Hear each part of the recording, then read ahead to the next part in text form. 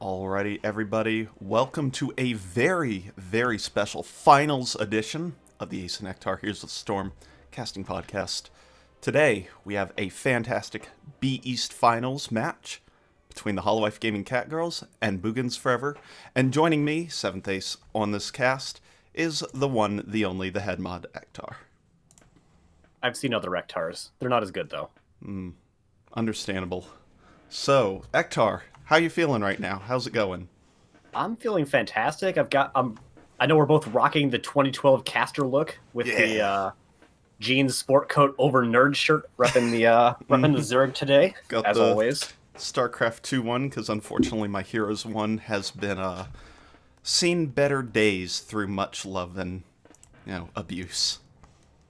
But as much as I'm happy with how we're doing, I'm really happy for how these teams are doing. Yeah, I mean, both these teams have pushed through their entire division.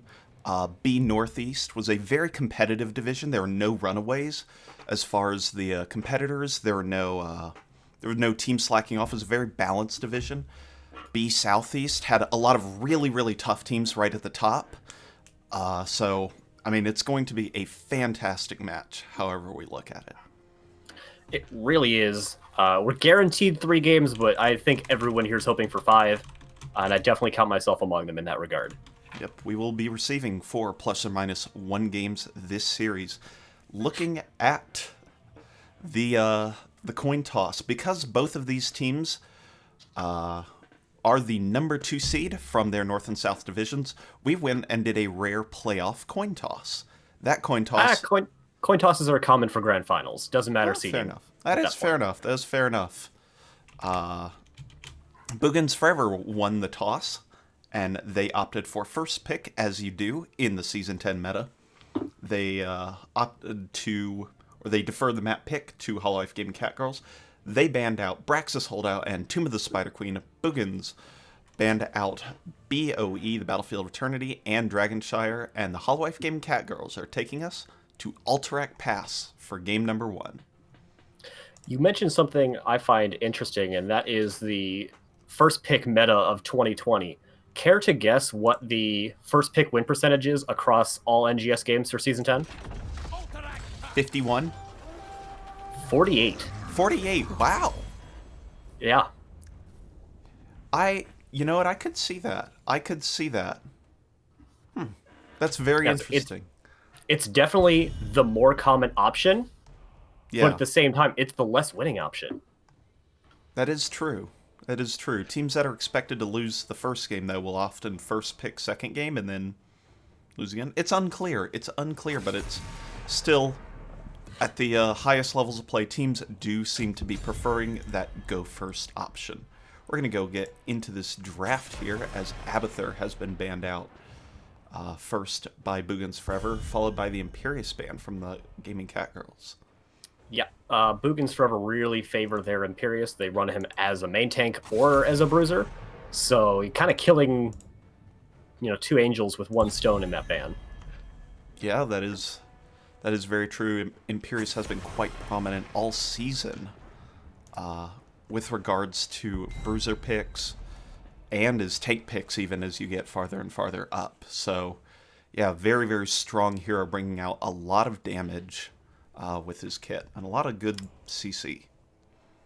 Yeah, and that spear, it's good follow-up, and it's also pretty good at just initiation CC. It's not that much of a risk to just throw a spear out there and see what lands.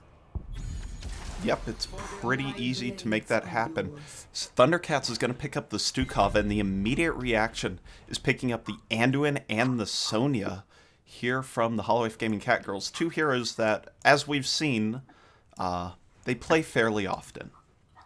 They do, and they very clearly saw Stukov, not a problem, and they just went immediately for the picks that they were going to draft anyway. That was not drafting around Stukov, that was acknowledging he was picked and saying, that's fine. Yeah, he's not the healer we wanted, so we don't care. They're going to stick with their strategy, and we've casted the Holowife Gaming Catgirls several times, so we have.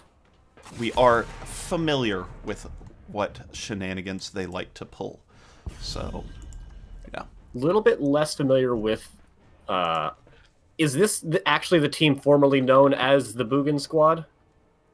Or is that a different related name? I don't know. All these team subsidiaries are Yeah.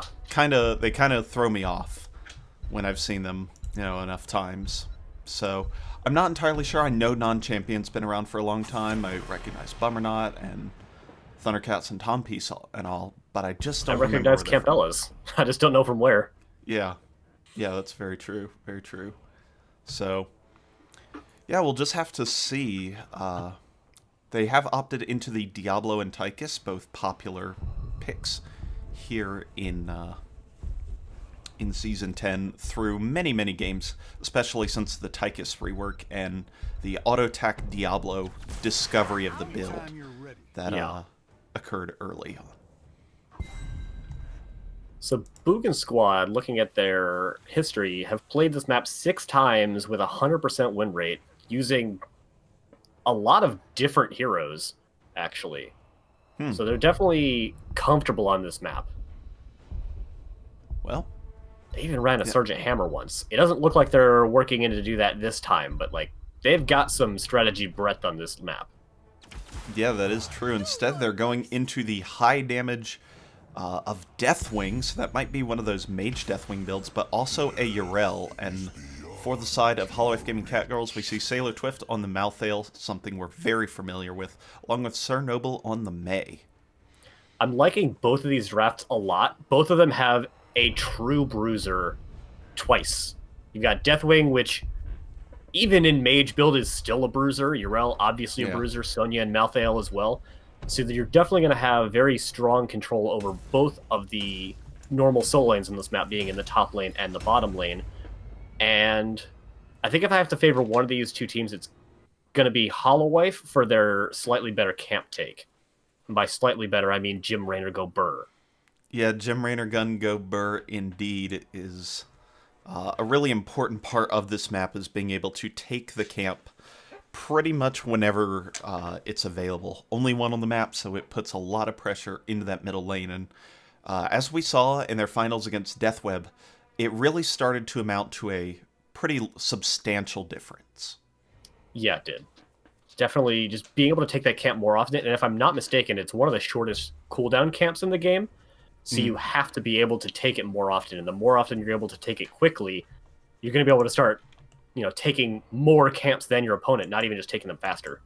Yeah, that is the case when you are able to pick them up sooner. All right, on the left side of the map, representing B Northeast, it is Boogans Forever in the blue trunks. We've got Non-Champion on the Deathwing, Campbellas on the Tychus, Thundercats on Stukov, Bummernot on Diablo, and Tom Piece on the Yrel.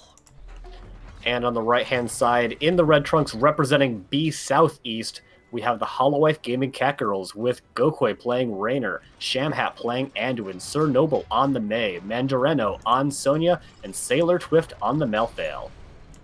All right, let the grand finals begin. This is the last series of Season 10, and I'm very happy to be here doing it. So thank you to everybody for joining in as we see the heart sprays. Appreciate, everybody putting Season 10 on for us, and all the players for making it a really, really fantastic season. And as we're wont to do, it's time to talk about those amazing level 1 talents. Jim Raynor actually going ace in the hole, so that amazing camp take no longer applicable. It's now just good, which puts him in league with Tychus. So disparity has kind of gone away in that regard. Yeah, that is true. Shamhat is going into the renew. We've seen that every time that they've played Anduin, opting out of the bold strategy.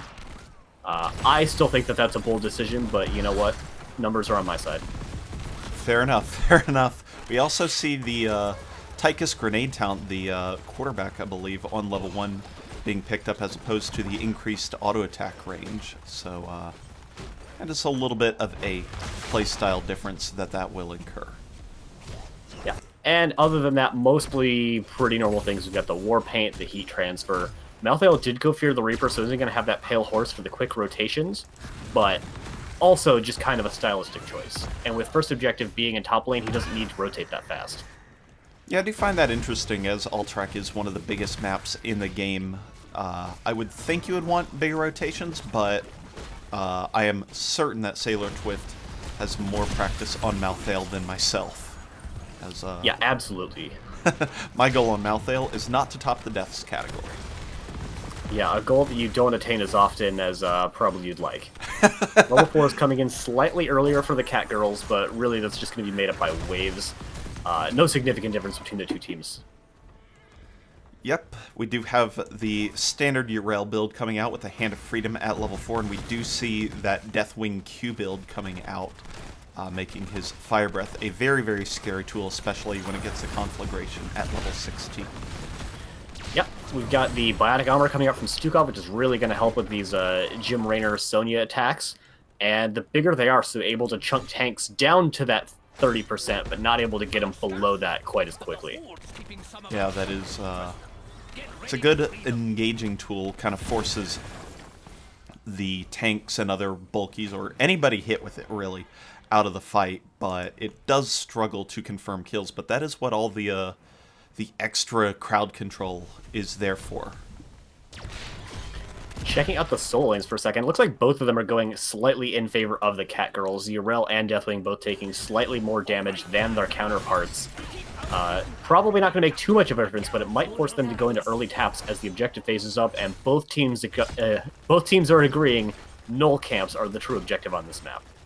Yeah, for the first, probably to level 10, I would say, the null camps are the true objective, as we see Soak being picked up by all the teams with a camp taker and the healer going off to the null camps to pick him up. And this is very, very standard evolution of play on Alterac Pass, as this is pretty much agreed on till level 7. Then one team gets level 7, and maybe they try and move in, but it's usually something very Exactly what we see non-committal. happening here.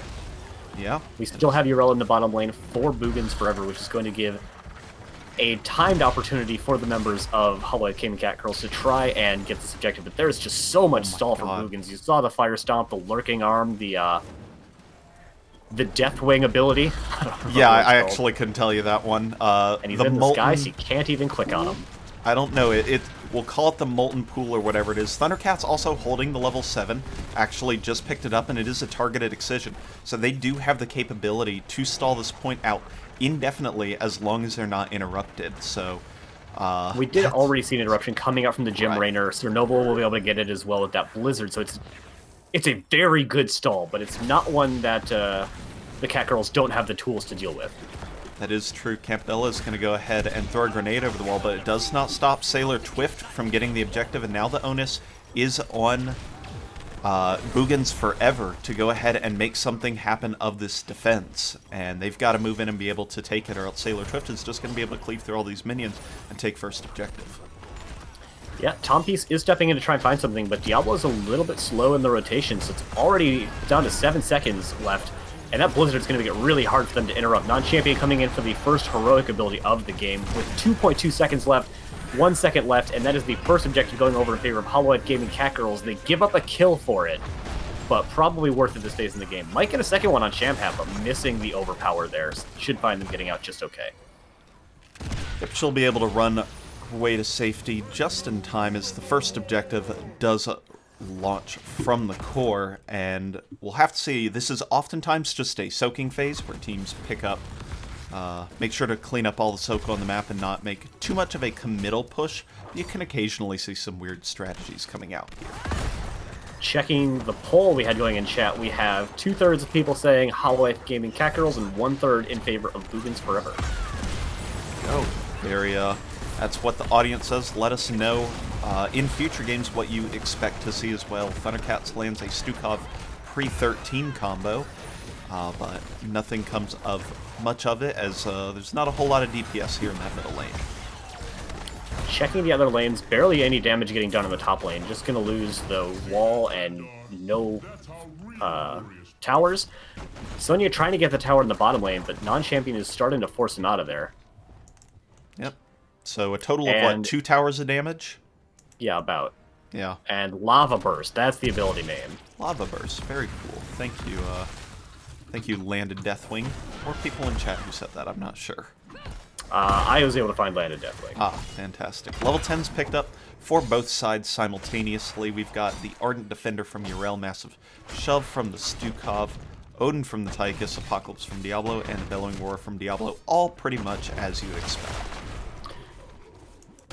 You know, I'm excited to see it. We've got an Ice Wall game. It's been gaining in popularity, for sure, but it's still the less commonly chosen ability. It's got a lot of setup potential, and especially with Mei being able to do it with her own Blizzard to guarantee that stun. And you know, with the Sonya Wrath damage and the Last Rites possibility, that's a lot of very easy setup if you get anyone in that stasis. Yeah, we've seen Chernobyl use this ability several times to good effect. I mean, it's more effective than a Tassadar wall at walling now. And that stasis can really cut people off in a fight, so there's really a great chance to see some really nice play here from Chernobyl. Yeah, and with the objective coming in 15 seconds, we haven't seen any heroics getting used yet, but I think that is likely to change very soon. If the teams are interested in taking any objectives in this objective-based game, that is a likely prediction. Just a thought here. As both teams move in, Urel actually going to stay in the top lane for just a little bit, maybe try and eke out that level 13 advantage, because Boogans are just barely ahead at XP.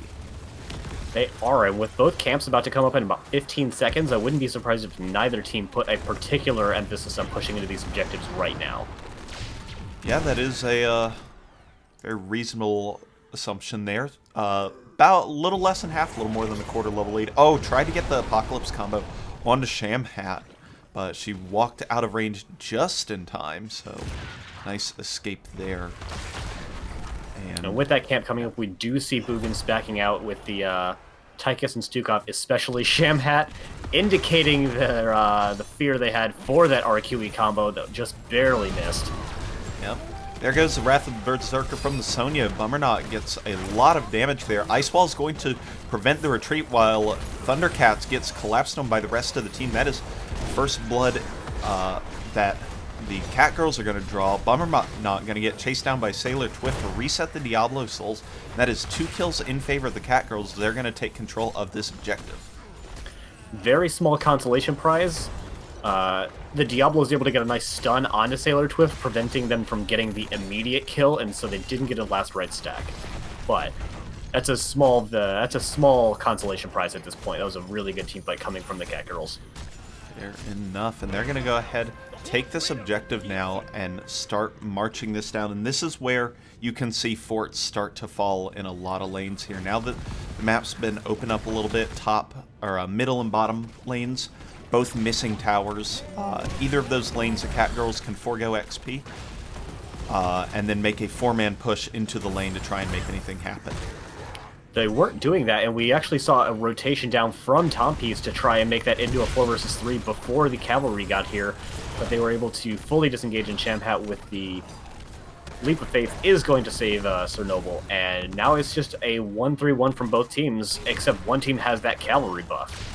Yeah, cavalry buff is very significant, especially in the move speed category. Jim Raynor calls down his friend Matt Horner to go ahead and motto down this middle fort, and that'll be first fort taken of this game, and we'll have to see where the Catgirls decide to rotate after this, as Boogans Forever seem to be on the defensive still. What rotation? Just walk down that same lane, get that guaranteed stun combo out onto Diablo, get another last rites, which is not going to be a stack, or even a kill, as Malthael is going to get taken out from behind. Non-champion comes in. With all of the cavalry dead, this is a really good fight for Boogans Forever. Yeah, there's a lot of fighting going on in several parts of the map. Jim Raynor gets taken out up top. Chernobyl now in a bunch of trouble. Leap of Faith is not available, but the icing is, and that's going to be 2 kills for Boogans Forever. And that was a really nice collapse from both top and bottom after Malthael went down. I really thought that light bomb was going to be enough to save Sailor Twift there. And Boogans Forever going in for their boss, which is kind of early for this phase in the game. After losing an objective, it's almost always the team that won the objective that goes on to these bosses. But with those 2 kills, Boogans Forever are able to take the bottom boss, and top boss is being started by Holowife Gaming Catgirls, but they're a little bit slow to it. Yeah, it's going to take a giant while. map. I don't think they're going to be able to rotate up onto that. Yeah, I don't think so either. I mean, Urel's got faster mount. or can at least mount quickly with that divine steed. And, nope, nobody's going to make the contest here. Non-champion unable to land, or rather landing in a defensive spot. Now Tom Peace actually going in aggressive, pops the Ardent Defender. Nice virulent reaction. Destroys Gokwe on the Rainer. However, Sailor Twift also in a lot of trouble. Bummernot's in there deep with the minus armor from the fort, but is going to escape, and that's a really good kill there for Boogans Forever, as this objective is going to be spawning soon. That was a godly virulent reaction coming out from Thundercats. That made the whole team fight, frankly. Yeah, I mean, a two-man root and a three-man silence on that was insane. I mean, that's the kind of plays, as a Stukov player, you want to make over and over again that really show the power of that hero. And if you can, you'll just win. Yeah. Yeah, straight up, that is insane combo. Like, you win if you get it that often. Little bit of inefficiency on the side of Boogans Forever. They could have had this objective a couple of seconds earlier. It doesn't usually matter, but it's those small optimizations that, you know, get teams from playoffs into grand finals. Into grand champions, even, as we're both here. The engage is coming out now. All the ultimates being popped, but it looks like it is Gokwe in the back that is a target of the damage, but does survive for now. Light Bomb goes off in the back, so the Ice Wall in the front goes ahead and cuts off two members, making it 5v3 temporarily, and that allows Stukov to be taken out now. Non-champion being absolutely destroyed by Mandarino, while Bummernot is in there deep with three members. Are either of Tom Peace and Non-champion going to get taken out? Yes, Gokwe gets a kill with the Penetrator round. And Bummernot is the slowest to die, and there he finally does go down. Sailor Twift is going to back. Looks like just they're low on mana and want to probably soak out that bottom lane, as Mandarino and Shamhat are going to take control of the objective point. There is time for a recontest, but it'll be tight. Diablo gets up with 10 seconds left, so they'll need to start the engagement before Diablo fully gets there. Yep, and it'll be or just not recontest. Yeah, which is probably the likely scenario, but you know, you can make an argument that they can try and get maybe a Stukov arm to the other side or a Deathwing interrupt to make the area difficult to engage into for the Holowife Gaming Catgirls, who are split across the map. So and it's not identified, but Sailor Twift, Shamhat, and Gokwe are all in this camp, so if they bum rush this, they could definitely get the time on this camp. That's a really annoying blizzard for them, but that will be the contest coming out for Boogans Forever. You know, it's one of those objectives where it doesn't matter how much time is left, you got to get it down to 0 seconds or you get no benefit. Yeah, it's one of those all or nothing objectives. It's not like the Zerg on Braxis where you get a partial objective or some consolation prize. So those precious seconds can matter a lot in the end. Yeah, and you know, there's a little bit of extra pressure pushing in against Boogans Forever, but in an actual team fight, they're both level 18. They are perfectly even. All heroic abilities are available, so it's really just going to come down to which team can team fight better. And well, in the last fight, it was pretty convincingly in favor of Holowife Gaming Catgirls, but it's very even still. Yeah, it's all about the engage that these teams get. I mean, 4 kills to 5. It has been on who overextends first and who's able to make the big play happen so far. More a capitalization of good plays rather than a capitalization of the other team's mistakes.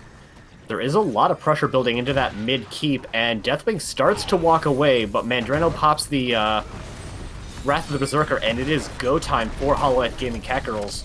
And the recontest and engage is coming in. Huge RQE combo, hitting 2 in a row now. Is going to find that first kill onto Sonya. The Ice Wall is going to stop the engagement for a little bit, but it is now all in favor of Boogans Forever. They're going to sack that mid-keep and just continue to try to get some counter damage instead. Yeah, Yrel does get taken out by the last rites, but Malthael not going to be long for this world. It does get taken out. Odin goes down, and that will be 2 kills to 1 in favor of Boogans Forever, but they're going to be able to channel this objective, and Malthael, 50 seconds dead, is not going to be able to create a recontest before this timer completes.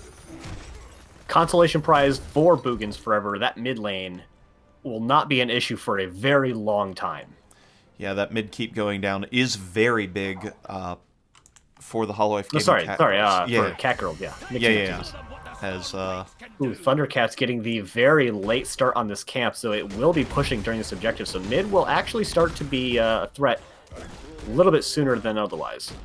yeah, grabbing those nulls to provide minus 20 armor against the buildings can actually really accelerate your takedown of some of the buildings with the objective. So that's a nice pickup there, but I don't know if they're going to be able to catch up to the fast-moving cavalry. No, and I think that they'd probably still be better off pushing down that bot lane just because it's only got to keep there. Yeah, I can definitely see that. And the keep isn't even at full health, so it is in a vulnerable state. But nonetheless, they are going to try and balance up this fort situation. Sir Noble gets comboed on again by Thundercats, and then Bummerknot is the follow-up. No kills found from this, but Yrel jumps in from the side. Apocalypse combo comes in. Light Bomb enough to save Sir Noble for now. Auto attack Diablo getting a lot of value. Deathwing actually taken out with all the damage from the side. Sir Noble still not dead yet. Pops the level 20 death save, but it is not enough. But it does buy enough time. Campbell is saved by the heal from Stukov, but just for a moment. But it forces Sailor Twift into overextending for this kill, and it's 2 kills on both sides right now, but Objective still continues to push. This feels like the bloodiest 8 kills to 8 kills game I've ever seen.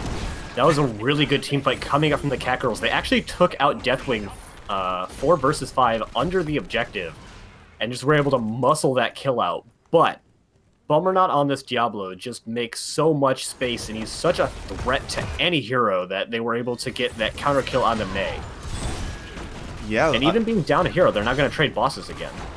Yeah, both teams going ahead, picking up the same boss lane as they did earlier here, so that's a slow pickup there with Yrel, Diablo, and Stukov. Oh my goodness.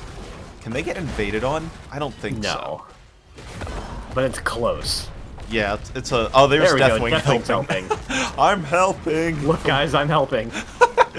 Well done, dropping 3 meteors for a total of 396 damage from the sky. Way to go. Hey, every little bit helps. It sure 300, does. that's like 1% of that boss's health. That is slightly over 1. I think it's 1.1%. Nice. Big damage coming out there. Level 20s are here for both sides. We got to see some of them in the last fight, but obviously it got a little hectic with the Hellgate. Big red button, push comes to shove. Stood in the fire, and the Seraphim, which is that incredible amount of unstoppability for Yrel. Yeah, unstoppable for 25% of the remaining game. So 20% of the remaining game. Yeah, that's kind of insane. On the other side, we have the Execute Glyph of Faith giving that second pull. We saw the Flash Freeze, shout out to StarCraft 2. We've got the Ignore Pain, and No One Can Stop Death, which has already been popped. So it'll be a couple of minutes before Malthael can die again without consequence.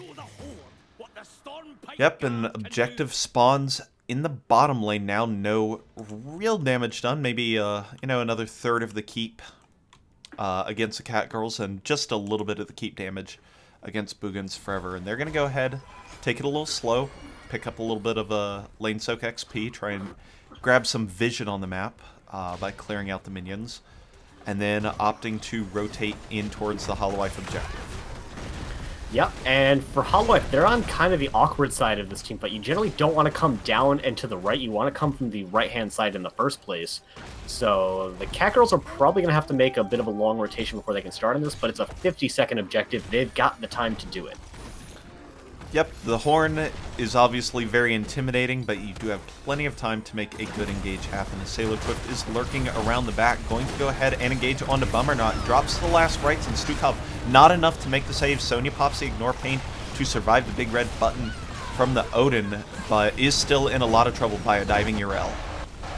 Yep, Diablo is coming back. He's, pretty weak. Made of tissue paper is often the joke. Sailor Twift is pretty low as well. Big red button is just barely going to take him out, but he comes back as well, and he is stronger on the comeback than Diablo. Yep, but Diablo's here first, and that's important because that is going to help secure that kill out into Sonya. RQE combo not quite landing, but still putting out a lot of damage into Gokwe. who is barely able to disengage with that penetrator round. Unstoppable getting popped with that inevitable end. Bummer not trying to chase down Sailor Twip, but that should be the next start to the objective channel going over in favor of Boogans forever, and I don't think that the Catgirls can recontest this time. No, not with one player down, and it being game if they lose a 4v5 fight under this objective. That was a really nice job by, I think the difference maker so far has been this Urel play here from Tom Peace.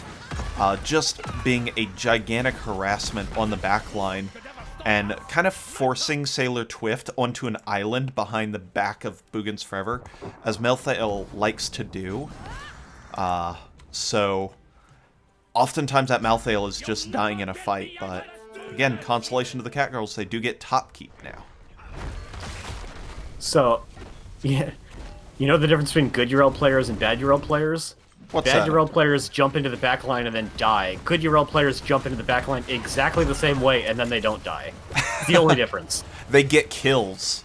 That's the part, and I don't, as a not URL player, oh, how that works. That's incredible. No, I genuinely have no idea how URL's kit lets her do the things that she does, just that she does them. Yeah, absolutely. One death here for Tom Peace, so doing well in the not death category. Only one better so far is Shamhat on the Anduin. Of the Odin getting popped immediately to put that keep damage in, but that extra 30% on the big red button is a lot of damage. Manderno trying to come in and do some counter damage, but really that keep was never long for this world at this point. Objective is still pretty healthy in the mid lane, and that's where they're going to be rotating next. Really not looking to make a core push necessarily. Definitely want to try and get that 2 keep mark that is so common before ending on this map. Yeah, the core armor mechanic is very important, and now that it's down to just 20, the push can begin. That is a really interesting interaction there. Sailor Twift going to go ahead and get the light bomb. Does use the Wraith Strike to get out of the Apocalypse. Does try and get the damage, but does not find it onto Bummermanot. Shamhat goes down in the back as well, and the core is next to fall. Game 1 taken by Boogans Forever. If you ever needed proof that this is a game that plays in 2 dimensions but is animated in 3, that's it right there. The ice wall onto the Deathwing, 50 feet in the air. Or the roots onto Falstad, 100 feet in the air. Love those while he's flying. That one's one of my favorite ones. So, yeah, great game though. That was a really solid game. 12 kills to 9 in the end. Not a whole lot of disparity between the teams, and it really came down to just the last couple team fights. Yeah, a lot of those team fights were they correlated very strongly with, did Bummer not land the combo? Yeah. Not every time he got the combo did someone die. Like Chernobyl stayed alive for like 40 seconds after that combo. But I'd still say they won that team fight eventually. Yeah, I would agree with you there. They also did a great job, the Boogans Forever did a great job of isolating out Sailor Twift and being able to kill him in the back line when he went in, because Malthael has a great time going in and has a terrible time trying to leave a team fight. So you kind of just have to hope to live long enough, and that wasn't happening, and that was reflected with 6 deaths there. So kind of that feast or famine play style. Yeah, I think with Sailor Twift going in as deep as they were, Shamhat wasn't often able to get the light bomb onto the Malthael, which is the squishiest hero on their team, except possibly Anduin themselves. And keeping a hero like Malthael alive for a couple of seconds longer is immense in these team fights. Yeah, absolutely. The amount of damage Malthael can do. I mean, despite all the deaths and dying in the team fights, that is top damage. And yeah, I mean, it is against a bruisery comp, and you get it. It is 3 frontline versus 3 frontline. But still, it's still important for that Malthael to be able to live or die in the team fight, and that's generally when Malthael lived as well. Holowife won. If he didn't, Boogans won. So funny how that works out sometimes. Funny indeed. So, game number 2. I'm almost certain the Catgirls are going to opt for first pick, as they have done in plenty of the series that we have seen so far. Nah, they're gonna have listened to the cast and know that that's the losing play and go for map pick. Tactical. We'll have to wait for the confirmation. from both teams. But yeah, really, really solid game one right now. And if that's what every game's going to be here, bring it on. Bring on lots of games. Bring them on, because that was a good performance there. Yeah, and that is kind of the advantage of being, Central and West Coast individuals casting an East Coast game. Even if this one goes the distance, it'll still be like 8:30 maybe. Yeah, 10:30. Not too bad. It's not the 12-hour, like the past 1 a.m. that I've been casting some of these finals before.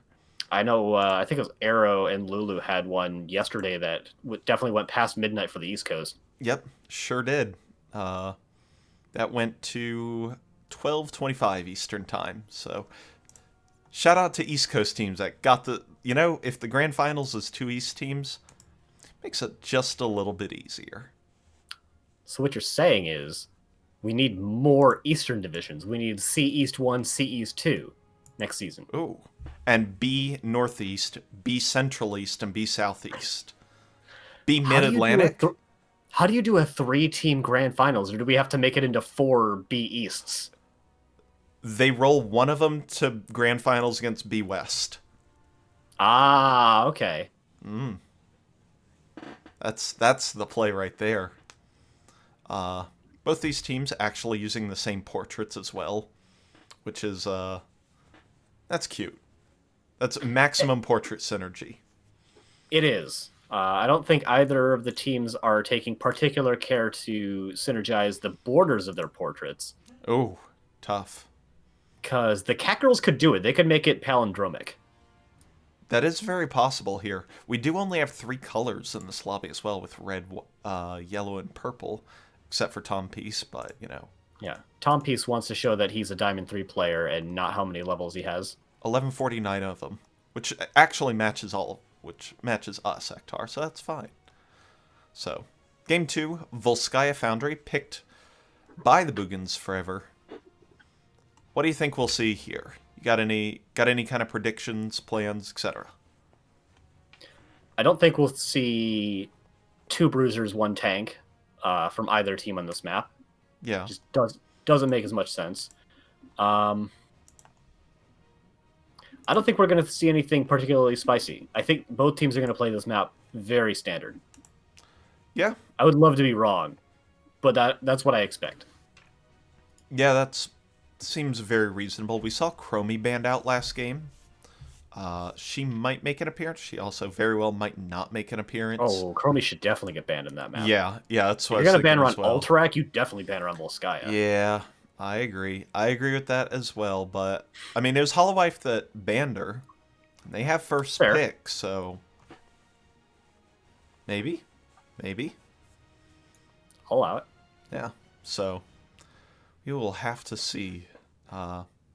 Checking out what Boogans have done on this map. They've played Imperius 5 for 5 on this map, so expect to see Imperius getting banned out. Yeah. Jim Raynor, they've run a couple of times. Lunara, they've run a couple of times. Basically, they run Lunara or Jim Raynor from the look of it, so look to see one of those 2 heroes getting picked up. And then a normal tank, a normal other ranged DPS. They like to go for a mage, Orphea, or Tassadar, preeminent among them. Chromie as well, but I expect to see her banned. Yeah. So yeah, that's my pick is ETC or Johanna, assuming neither of them are banned out. Either Lunara or Jim Raynor. I could see the Urel again. That worked very well in the previous game, and we expect Imperius to be banned out. And then Anduin or Deckard or Anduin, Deckard, or Ana seem to be their healer picks. Seems Boogans forever. Reasonable.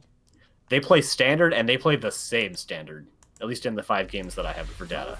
Well, yeah, it's if it got them so far here, so I mean it's the can you counter me? If not, we'll win kind of strategy here as we pop into Volskaya Foundry draft. Mm-hmm.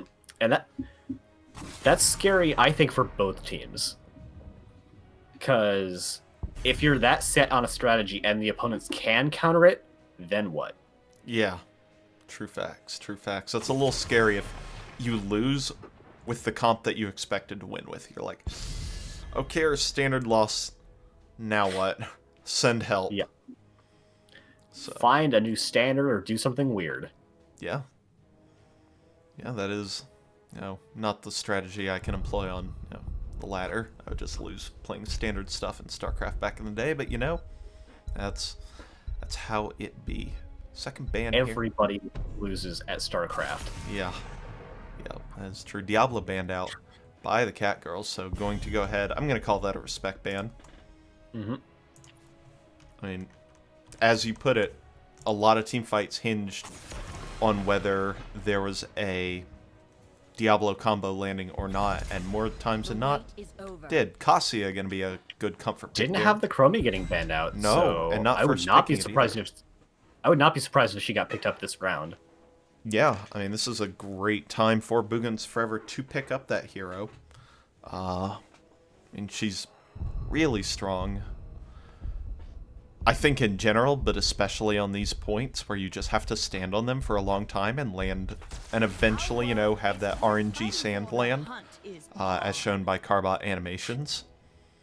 Instead, we have the May, which I had heard about from chat was pretty good for Boogans Forever, and a Lunara being picked up. Yeah. I'm 1 for 2 so far. I called the wrong tank. Yeah, fair enough. We've got, hey, there's a Chromie. Gokwe going to be picking up the Chromie, and Mandarino also staying with the Sonya this game. So yeah, that's a really strong start to a draft coming out from the Catgirls. They've got Slowing Sands is so good. And I think it's actually as good as it is. I think it's underrated. Yeah, I mean, it's so strong. Now, to be fair, was the series we cast last time, that was no medallions, right? Oh, I couldn't tell you. That was it last week? No. The last cast that we did was no medallions. I'm pretty sure. I'm pretty sure as well, because I'm pretty sure we brought it up several times. But Loop, now a viable pick again, I suppose. But I still think Sands is kind of insane. It is, and I think too many people use it as area denial, and not enough people use it as follow-up CC. Yeah, I could agree with that. I mean, it's you put it on him, and then you get a multiplier on your damage on top of your level 1 multiplier on damage, and it's so much damage. And the reason they multiply is it's not spell power and spell power. It's spell power and damage. They take 25% more damage from Chromie. So that is a multiplier with itself, making the two talents brain exploding good together. So okay. Yeah. Blaze getting picked up, presumably for the offlane, but I was, I guess, once again, kind of incorrect. They are going at least double frontline, like double main tank style frontline on the side of Boogans Forever. Anduin getting picked up, so swapping sides is the young king of Stormwind, and picking up the Orphea. So I got 3 out of 5 on that one. I'll take it. Yeah, I called the okay. I called Lunara, Anduin, Orphea. Okay. All right, we'll accept that. We will accept this prediction. Deckard and acceptable. Love that voice line so much. So good. Shamhat and Sir Noble going into the Deckard and Johanna respectively. So that will be. Do we go in to rubies? That is a good question. I haven't seen Shamhat play Deckard. Or I can't remember it because, Galactic Cranium or something like that of being very good at remembering things. So I'm guessing yes. Sapphire Ruby build is pretty common and I like it. So it's so nice. Yeah, indeed. All right. On the left side of the map, in the blue trunks, up 1-0 in our B East Grand Finals, it is the Boogans Forever with Bummerknot playing the May. Thundercats on the Anduin, Non-Champion on the Orphea, Campbellas on the Lunara, and Tom Peace on the Blaze. And on the right-hand side, in the red trunks, winning... Nope, not winning game number 1. No. Losing game number 1, looking to bring it back to even, are the Holowife Gaming Catgirls with Gokwe playing Chromie, Shamhat playing Deckard Cain, Sir Noble on Johanna, Mandarino on Sonya, and Sailor Twift playing the Cassia. Gokwe joking that they're going to bug abuse by picking the level 18 upgrade, I think it is, to Temporal Loop, but we'll be on the lookout for that and make sure that does not happen. That good old game loss in the grand finals. Big Yeah, fan. right? Big fan. That would be a finals first, I would Decker imagine. Kane going into Field Study, so not going double gem build, but Field Study still has really good synergy with Ruby. Yeah, and that was the build before Ruby got hit. So, you know, you could absolutely see it happening here. Menderno going ahead and rotating out to the bottom lane a little bit quicker, and maybe joining his team to go ahead and make kind of an aggressive play in the mid lane, but Not going to find anything, just, you know, showing up, asserting some dominance, forcing Tompies actually to start rotating out to counter that. And now it's a 5 versus 4 for Boogans, which is actually a lot of damage going into Bummerknot there. And it looks like they're not really going to find anything. It's just kind of benefiting the Catgirls with their faster Sonya rotations, which is going to put them on camp and not missing XP. yep, that is a pretty big part of it here, as both turret camps are being picked up very quickly. And again, if you take this quickly, you'll have another one up just after the objective pops, if I remember correctly. Is it 2:30? So it is a little bit longer. It's going to be just before the 4-minute mark, but the objective takes a minimum of 50 seconds to occur, or to channel, so definitely will be a part of the next objective phase. So I don't think we mentioned too many of the other level ones. We have another Renew. I'm telling you guys, Renew ain't it.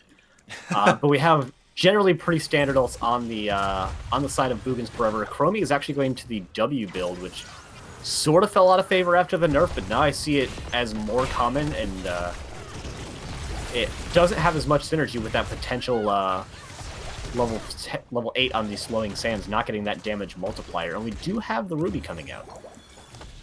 Yep, that is going to be interesting to see.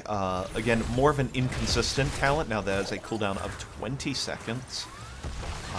So, yeah, that's just going to be a little bit tougher to keep sustained in team fights. Sable Twift going ahead and stacking that level 1 Thunderstroke quest, so that way they can deal the good damage in the late game. I know I've pointed it out at least once or twice already, but these Sonya rotations, forcing Blaze to rotate, are really putting the Catgirls just in this very slight advantage in positioning. They're losing out on a little bit of XP, and these rotations up mean that they can always threaten to do something like rip this top camp, and I would not be surprised if that was the play here. Yeah, it's a very possible play for a short window. 5v4 is Blaze still trying to clean up in the bottom lane. But it does not seem like that's a line of play they're opting for. Instead, just working towards level 7. Very, very similar to Alterac Pass. Yep, Gokwe did pick up that Anderhall anomaly, giving him the shorter trap cooldown and also more of them, but it does nothing to help his mana problems. So that is going to be Gokwe backing during the objective, but it's still only 20% for Boogans Forever, so it's not too bad. Yep, I used to take the old Mobius loop to try and alleviate the Chromie mana problems, just so you can launch an unreasonable amount of sand, like a small beach could be thrown every team fight. But now that talent's been changed, there are no mana refunds for Chromie, and that's a big deal, as she's got to be a lot more efficient with the damage she puts out. And we have the Emerald picked up now. That's the rare one, Ectar. Yeah, it is. You rarely see it, and I don't think Anduin is a particularly vulnerable Ruby target, so I find that a little bit of a surprising pickup. Tompy's looking for an engage, isn't going to find it, but they find the Chastise onto Johanna, but it's Johanna. Big Chromie damage coming out and finding both Lunara and the Maeve very low, but Sir Noble's going to be the first one to fall in this game. Yeah, the force from the Chastise earlier means that Johanna did not have the D-Shield available for now. Holowife Gaming Catgirls still continuing to draw out this fight, but Sailor Twift gets stunned, gets the armor ripped off, but does somehow get a trade. Enderino going to be taken out as well. Ruby's just not quite in time. Gokwe trying to find a final kill, but instead it is not. That's 3 kills for 1? 2? Can't tell if people res. 3 for 1 for 3 for 1. Boogans. And that shows you the advantage of having your main tank Blaze as an offlaner. You lose in the offlane, and you lose in rotations, but man, Jet Propulsion is a really good ability in team fights. Yeah, I mean, look, everybody's going to talk. The reason jet propulsion is good is because of the bonkers tier hitbox that it grants, where it's based on the target it hits, not Blaze himself. So it is quite the ability. As Bummernot's actually getting engaged past the Triglav and takes about 3/4 of their health. But, yeah, but it gives opportunity for Boogans to actually take out the front wall and tower before inting under the well there, making sure that they have that set up for the next objective, and they're going to be able to leave very comfortably. Yep, Triglav going to go ahead and walk out with 7 seconds remaining. We do see the slowing sands from Chromie being picked up, so not a big surprise there, but well, we could have seen something interesting. We could, and it was 7%, but 20 seconds left, so getting just little bits of chip damage, and they're actually just going to abandon the Triglav for its last couple of seconds, and it explodes just next to that other smaller mech. I feel like there's some symbolism there, but I'm not exactly sure what it is, but I like the assertion of I'm a bigger mech than you. I had never noticed, but did you see that the heel camp mech actually has a dude in it? Yeah, it's like the missile turret. I'd never noticed that until just now. Yeah, it's kind of crazy here. As a fight's being brought out over it, Thunderstroke absolutely obliterated by the Valkyrie. Blaze goes ahead and gets in the bunker, but that's a 4-man stay a while and listen. That's going to give the Holowife Gaming Catgirls lots of time to be able to heal up and drop the slowing sands on the fight and take control of this point. Look at that slow. That was a 60% slow onto 3 heroes. That's a 70% slow. So good. Oh my god, it's even better. It's 7% a tick for 10 ticks. It's insane. With that stay a while, because it does no damage, you can guarantee the 70% slow at the end of that. It is so good, and there's no medallion to get you out of it. Oh. Yeah, and if you're not Lunara, Orphea, if you're Anduin, you don't got a way out. Everyone else has a theoretical way out, except for Anduin. But, you know, having to blow jet propulsion as an escape and not as a stun is pretty big. Yeah, I mean, and that's if it's available. Here comes a Valkyrie. Actually hits Thundercats from behind the wall, which I don't think they were expecting, but it does result in the kill here. Chernobyl, though, going to be counter-killed as non-champion, deals a lot of damage on that Orpheus. Sailor Twiff now in a bunch of trouble. Does get ice-walled out and can't be hit by the jet propulsion, but he will be hit by the Eternal Feast, is going to stay alive through that. Stay a while hits one unstoppable Blaze, but that is a 2-for-1 trade for the Catgirls, and whew, that was interesting. That was a really good turnaround for Boogans Forever. Like, yeah. they got the stun into Valkyrie combo onto what they thought was going to be Orphea, but ended up getting the kill secured onto Thundercats instead. And then they just lost 2 heroes to the Boogans. I really thought that was just going to go all in favor of Holowife Gaming Catgirls. Yeah, I mean, that was a good turnaround, as you said, for Boogans. It's not the trade they would want, but it's not a bad trade that they got given their circumstances. So, and these teams are very resilient in these fights. Not a lot of like big, large team wipes or big decisive advantages being pulled here. No, the advantage right now is the positioning in favor of the Catgirls, but the well in favor of Boogans Forever. I'm kind of surprised they aren't taking a small time to try and push that in while they've got control of the area with the siege camp. Yeah, and Blaze is still visible in the bot lane, so Holowife are at an advantage, and they should definitely know that. Yeah, Blaze showing to go ahead and pick up that XP. Mandarino sitting in a bush trying to make anything happen. Iceball does miss. By the way, that's 2 different teams picking Iceball. Chromie flanking from the side actually gets caught in a terrible spot, but that is a long timeout duration, allowing the Catgirls to come in and peel. Lots of ults being used, and Thundercats is the first one to be taken out. Tompi's not quite going to get a jet propulsion back. Big condemn from Chernobyl is going to get several pulled back in the fight. Bummer not going to live with double-digit HP, but again, 2 more kills for the Holowife Gaming Catgirls, and they're going to be able to take the support camp as it respawns.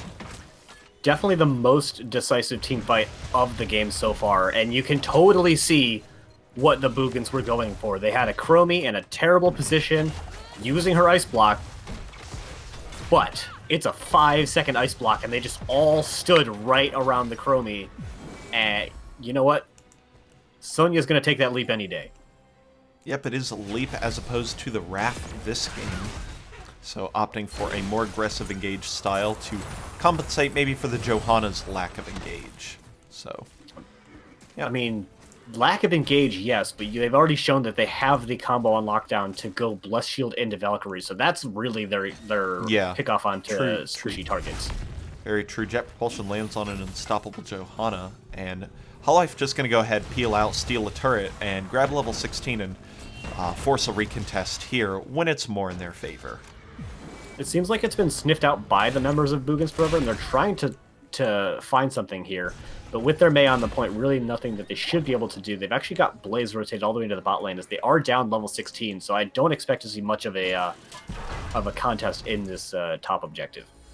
Yeah, it's just not worth it trying to take this down level 16. So Noble going to go ahead and flashlight check the little sketchy area at the top. But now that Boogans Forever has gone ahead and abandoned point, they're going to go ahead and invade the turret of Holowife Gaming Catgirls. Both of these teams are doing a really good job of, my opponent isn't here, so let me do something nearby. The Catgirls were pushing in top lane when they saw that the Boogans were in bot lane. Boogans, for their point, were in bot lane when they knew that Holowife was in top, so bit of an interesting decision coming out from the Catgirls, actually going to force down top fort instead of going immediately into the bot lane.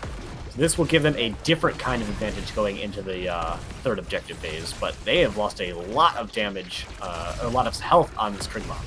Non-Champion has destroyed this Triglav single-handedly. I mean, Chomp reset. Is that the 7? Yeah, the 2-second Chomp reset and the Qs that were just major. Sailor Twift actually caught out in a really awkward spot and gets taken out, and that's going to really put a dampener on the momentum that the Catgirls were bringing to the pace of this game. I kind of wanted to see Chromie dance in the Triglav once and then abandon it. Oh my god, I love you. Triglav dancing in the top lane, knowing that there is no more value to be found here. Just dropping the Triglav finger guns, and can Boogans see that actually? I'm genuinely curious if they can see that. They can. They definitely can. Yeah, Boogans not being baited into the Triglav shenaniganry are pushing down to get some counter damage in the bot lane, finding Johanna with that Chastise. These just random Chastises into Johanna are doing so much work, forcing the shield cooldowns. Yeah, and that's really making Cernoble vulnerable in other scenarios. I mean, he's going to be chased down a lot here, and while it doesn't result in any major kill, it does prevent him from making any kind of aggressive play until that shield cooldown's up. Yeah, and we've got the quicker rotations back into mid lane from Boogans Forever, abandoning the siege that they had at bottom because they're even and they need to get back in the XP game. I don't think it's likely, but it's possible that Holowife have level 20s before the next objective and that Boogans don't. So they really need to try and make up that XP differential. Yep, with the level 18 online, Chromie opting not to bug abuse, although that was taken off the table at level 8. Opting for that Piercing Sands, and in that corridor of the region camp, or the Biotic Emitter camp, that is just Chromie's funhouse if Boogans Forever were to invade. So a smart call there for Holowife, taking their 1/5 of a level 20 advantage and cashing it in. Yeah, both teams at this point really just kind of safe-soaking, taking camps on their side of the map, trying to collect those items. And the level 20 race is still very much going in favor of the Holowife Gaming Catgirls. That top lane is going to be putting pressure as they have the 1 every 3 lane catapults. The camp up there will help that for a while, but it should still go in favor of the Catgirls eventually. Yep, especially now that the evening camp is taken here by Gokwe and Sailor Twift, and they're going to go ahead and push out that top lane. But again, Boogans Forever, good job. Teams in the top lane, they were heading the siege camp rotation. They're going to put just a little bit of damage down here into the bottom lane, and with Cernoble being the last person to show up here, they can even stick around for just a second more, clean out this rotation path, and then go ahead and move to safety. They actually got the well, too, which, as we all often talk about, is one of the most important parts of the objective on this map. A lot of damage going into Tom Piece is going to get found with that raw Valkyrie. The follow-on leap is going to miss. Bunker Drop coming down to save him for just a little bit, but there is no buttons left to save him now. Oh, there's no help for you. That was a really... I think he just kind of expected the jet propulsion to hit, but even then I'm not exactly sure what the follow-up was planned to be, so... Yeah, unclear, but it did cost him his life, and now going to be down for the first 20 seconds of this objective, and it's going to give, you know, about 50-60% of this objective uncontested to the Holowife Gaming Catgirls, as they are level 20, and Sonya split out, smashing down this mid-4. Yeah, and she is going to get it too. No one rotating quickly enough to try and stop it. Chromie is on the way now, but I think minions might even get it at this point. Oh, it's being poisoned, but it lives with 108 Ancient Spear, HP. not enough poison onto it. Ice Wall coming up. Non-champion is going to rotate in. That is going to be the guaranteed stun onto... Oh my god, the time stop with Chromie actually saved him. It was right on a time trap when it happened, so that, you know... There we go. The flashlight kill on the fort. Stasis into stasis. But one of them was the Uno reverse trap card. And, yeah, that nullified out the Ice Wall ultimate. Should still be up relatively soon. I think it's a 70-second cooldown, so we'll have it at least once the Triglav comes up. Somebody abandoned the point, and that means it's going to be a couple seconds before they can start making progress again. I don't know even that with the level 20s coming online in just a second for Boogans that they're looking to do it. No, they're going to go to the heal camp. They're going to take that and just defend under presumably bot keep. Yeah, absolutely. What is it? Someone is saying they're saving the items for Heroes of the Storm 2. We are in 2.0 already, so maybe HOTS 3, but yeah, 5 items here for... it doesn't show carried objective. Unlucky.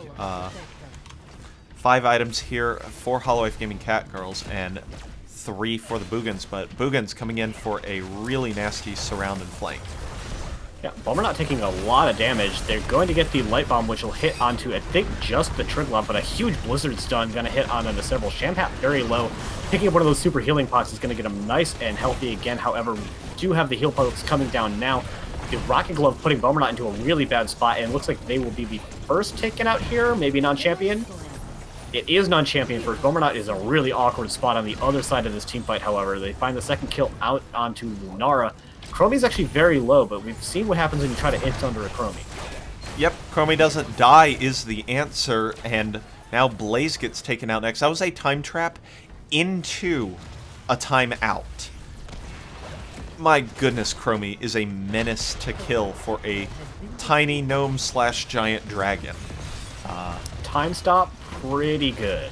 Yeah, it's really good, and now with 3 heroes down for 30 seconds, Holowife Gaming Catgirls have the capability of pushing onto this core as they take down the bottom keep. No Wrath of the Berserker this game to try and accelerate the core push, but there's still a lot of damage able to come out here.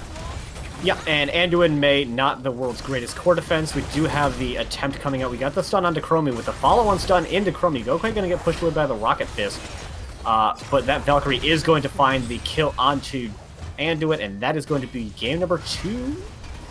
Yeah, I'm comfortable saying game number 2 going over in favor of Holowife Gaming Catgirls. I would be comfortable saying it as well, especially now that the core has hit 0%, and we have a tied-up series here as the Catgirls take Volskaya. And first pick wins again. Looking to throw the statistics out the window, huh? Yep, absolutely. Absolutely. All right. How did no one on Holowife Gaming Catgirls die? The answer may surprise you. Heal camp. Yeah.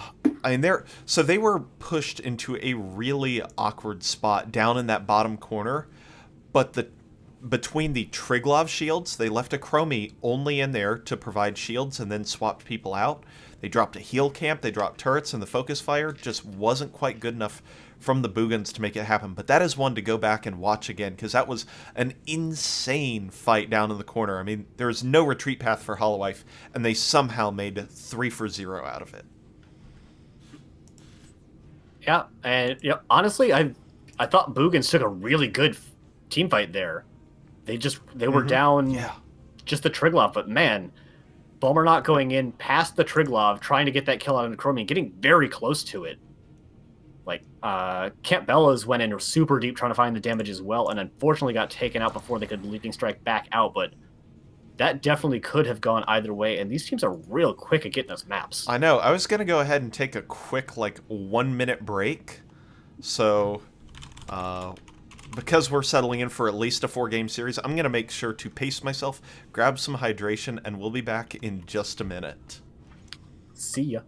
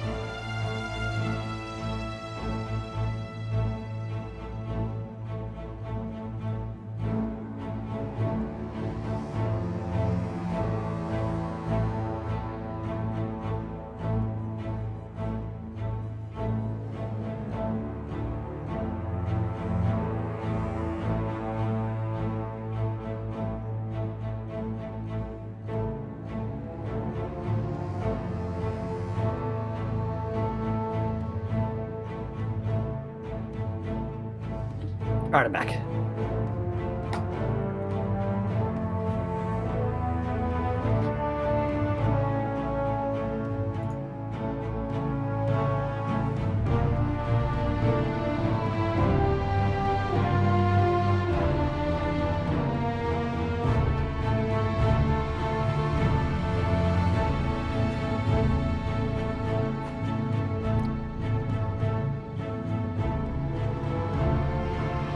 What was that, Ace? Yes. Alright, we have returned. Grabbing some hydration, pacing ourselves for this series, which has been fantastic, back and forth, and really has shown all the signs of a good old Game 5. Super excited at that possibility. Yep, we are waiting for one member of the Boogans forever. So gives me time to check out Stats of the Storm and see what these teams have done in the past. Yeah, that is true. We are here on Cursed Hollow as picked by the Holowife Gaming Catgirls. So what do we have here, Ectar? What kind of... I mean, look, Catgirls aren't getting Abathur. Let's be real here. They're not getting Abathur, so what are they getting? What's their next option? So I have Boogan stats open right now. In the past, they've liked the Greymane on this map quite a bit. Okay. They've played Abathur once against Lubu. Lubu admittedly went into a murky game. I don't know when that was drafted, but I don't know how much we can read into that game in particular. They do seem to like their multiple frontline heroes, though. They've run... I consider Greymane at least half of a frontliner, so you have Greymane and 2 frontliners in most of their games on this map. Fair enough, fair enough. Yeah, I mean, we've seen it repetitively. I mean, they went for the May Blaze last game. It is clear that Boogans Forever likes their bulky compositions, and makes good work out of it. And they can be very tough when you've got 2 tanks, you've got 2 different, well-equipped, engaged heroes that can really throw some teams off. So for Stats of the Storm matches, I have Holowife Gaming Catgirls playing this twice, and they have 80% the same draft. Okay. May, Sonya, Lunara, Falstad appeared in both games. The only thing that was different was the healer. Well, we also saw Holowife take Falstad when they played against Deathweb. Yes. When this was a Game 5 between them, when they were forced to go to this map. So I think they're very comfortable playing on it. And it was by far, like, out of all the maps...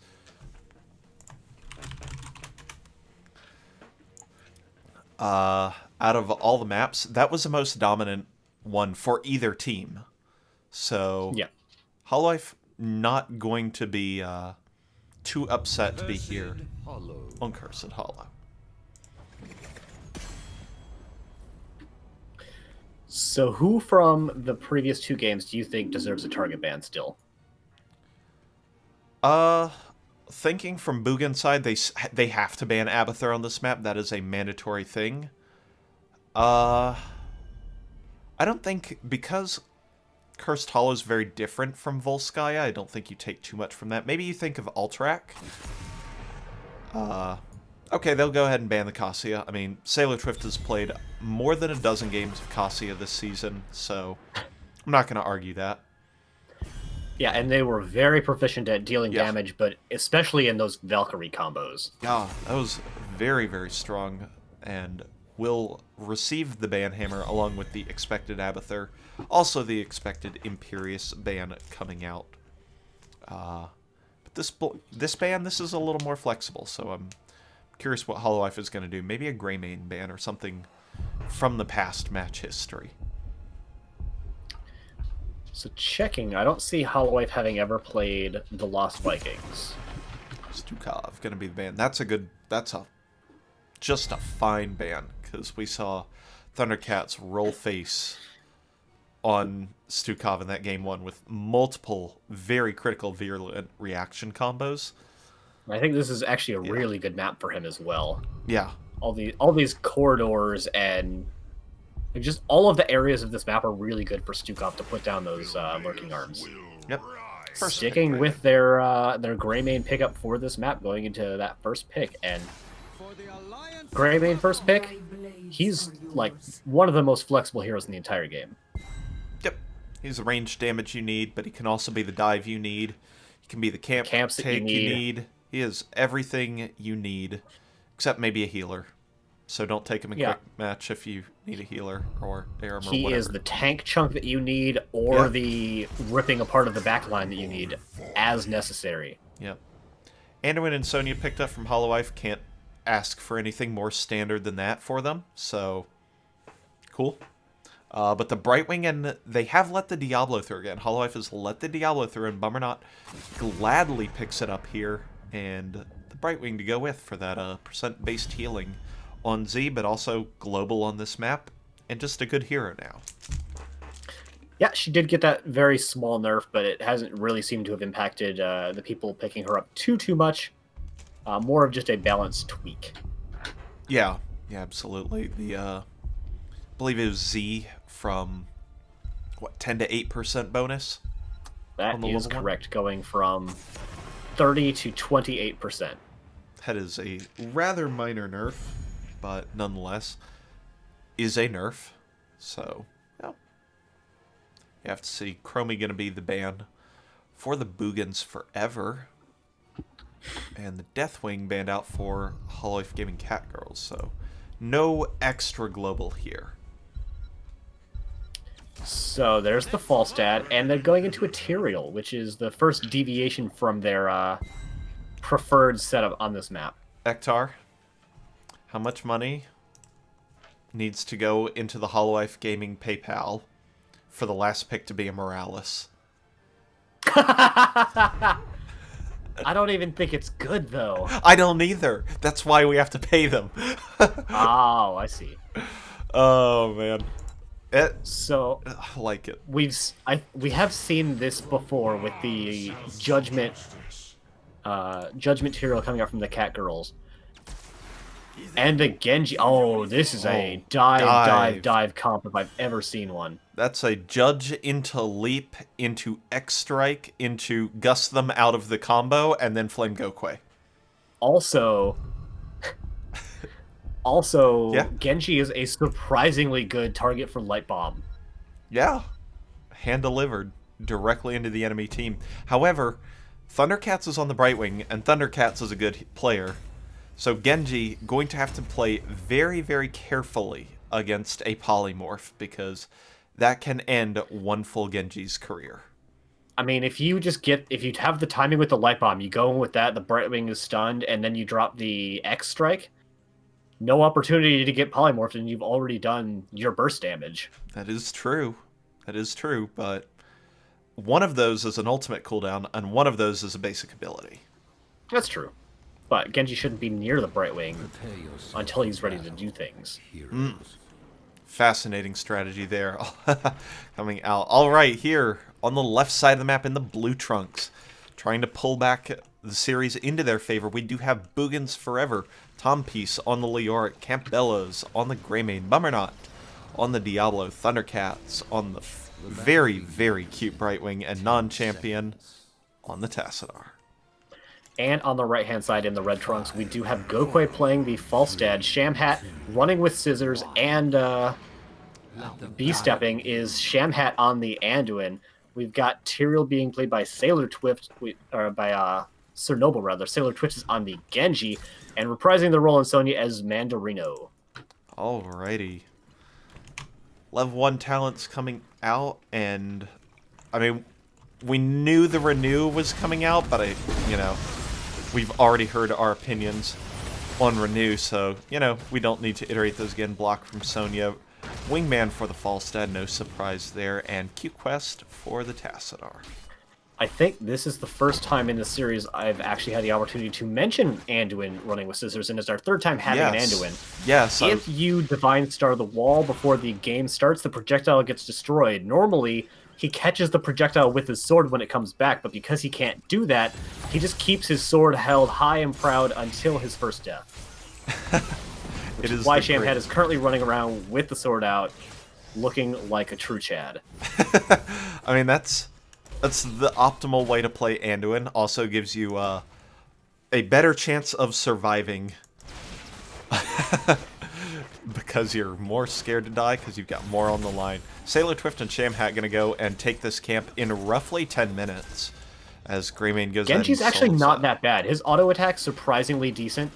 Yeah. Gokwe is going to be the better of the two DPS heroes, and so will swap positions with Sailor Twift.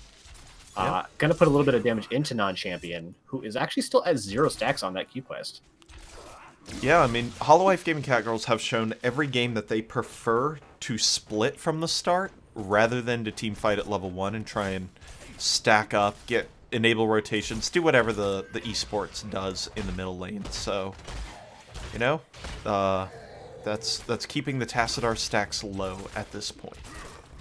Slightly faster camps overall in favor of Boogans Forever. That is that power of the Greymane, especially at the low levels. Sonya is going to be getting the camp in the lower right-hand side, and I'd like to see them hold on to it for that first objective. Yep, it will be spawning in the top lane, so having that siege camp in the bottom is going to be a very important thing. Let's see if they hold it. Oh, almost mounted up on the point, but they do opt to hold the camp while Falstad covers the bottom, so they will keep that for a later time, which is now. Did drop the dance, importantly. Got off the point, danced, got back on. Yeah. The solo lane matchup I didn't think I needed, but it is actually a lot of fun to watch, is this non-champion Sailor Twift match in the top. Because the deflect is really about to no longer be an honorable duel, however, as Sailor Twift will be the first one taken out in brutal fashion. It was death on slam damage, and that's one of the funniest ways to die, just because of the ragdoll effects, and you like disappear into the ground when Diablo just slams you. So, yeah, but importantly, that means Tompiece doesn't have to rotate, which means the siege camp is completely moot now. It also negates the advantage of having that Falstad. Normally, the big thing with Falstad is you can rotate faster, so you can stay in lane longer without losing out on that value, but losing out on that first kill meant that they were never in a position to try and contest. Yep, that is very, very true here. So, 4 members now in the top lane here for Boogans Forever. I don't know if this is a Leo double soak attempt, or they're just trying to put some eggs in a basket, trying to get a little bit of advantage at the cost of some soak. Well, we do still have 4 people putting some good damage in the top lane, almost finding Sir Noble. The Leap of Faith coming out is going to save them. So Leo is having to double soak out of necessity at the moment, because otherwise they're just not going to be soaking. Gokwe is looking to catch him in rotation, but Tompiece is taking the very safe path back to the bot lane. That is the safest rotation I have seen, and it was necessary. Like, when you go back and VOD review that, or look at it, or whatever, you wonder if it's necessary sometimes. It absolutely was there. So, heads up play, I think, there by Tompiece there. Tompies hasn't started rotating yet, which makes me believe that they aren't going to try to contest this too hard. He's staying in the... he's starting to rotate now, but it's still very late. Yeah, I'd want him to do it because it is on their side. The fight actually might be over this siege camp point, though. Sailor Twift and Sir Noble are in there. Sir Noble, though, is the lowest and does get taken out. Brightwing provides a nice heal. Tyrael also goes down. I don't know why I thought Genji died. Mandarino goes ahead and dies as Tyrael and Sonya down. And that's going to be 2 kills for Boogans forever. And maybe 3 if they can catch Shamhat. Ooh, if John Champion gets that wall, Force Wall, not quite in range for it. Dive Towers? Still looking for it. But I don't think they can actually find Shamhat. They might get the kill, however, on the Genji. Nice pull coming out there. Deflect just barely going to save them. That is 2 objectives in favor of Boogans forever. Yep. Yeah, 70-second make a mistake cooldown has saved 2 players so far from Holowife Gaming Catgirls. So they are going to have to clean up their play a little bit. But, I mean, the game changes entirely after level 10. Boogans forever goes from the aggressor to the defender in the fights, if Holowife gets their plan as they would like. Yeah, I haven't mentioned any of Brightwing's talents yet. Going into the Magic Spit and the Critical Mist, so really looking to get those more frequent and more effective Ds. Which, you know, given that we assume that they're going to go into Judgment with some Light Bomb stuff, that is totally understandable. Yeah, I wonder if the Critical Mist is better than trying to get a big shield, though. I mean, that's easier to execute for sure, as opposed to trying to get it during a stun. Sir Noble actually in a billion years of trouble and is going to Eldruin's Might out Sailor Twift, probably has an interrupt for Thundercats. Needed to work on Arm Day a little bit and throw those shurikens a tiny bit further, but ultimately does have to expend the Swift Strike to get the interrupt. We do, in fact, have the Judgment Leap X Strike, the Counter Synergy Mighty Gust, and Light Bomb available for the members of Boogan Squad, or the Holowife Gaming Catgirls. We got a huge engagement with a follow-up engage coming out as well. Lots of R buttons getting pushed, but Sir Noble's very low and is looking to be the first taken out. Oh my God. Another save coming out from Shamhat. Shamhat, that is 3 kills saved already. That is...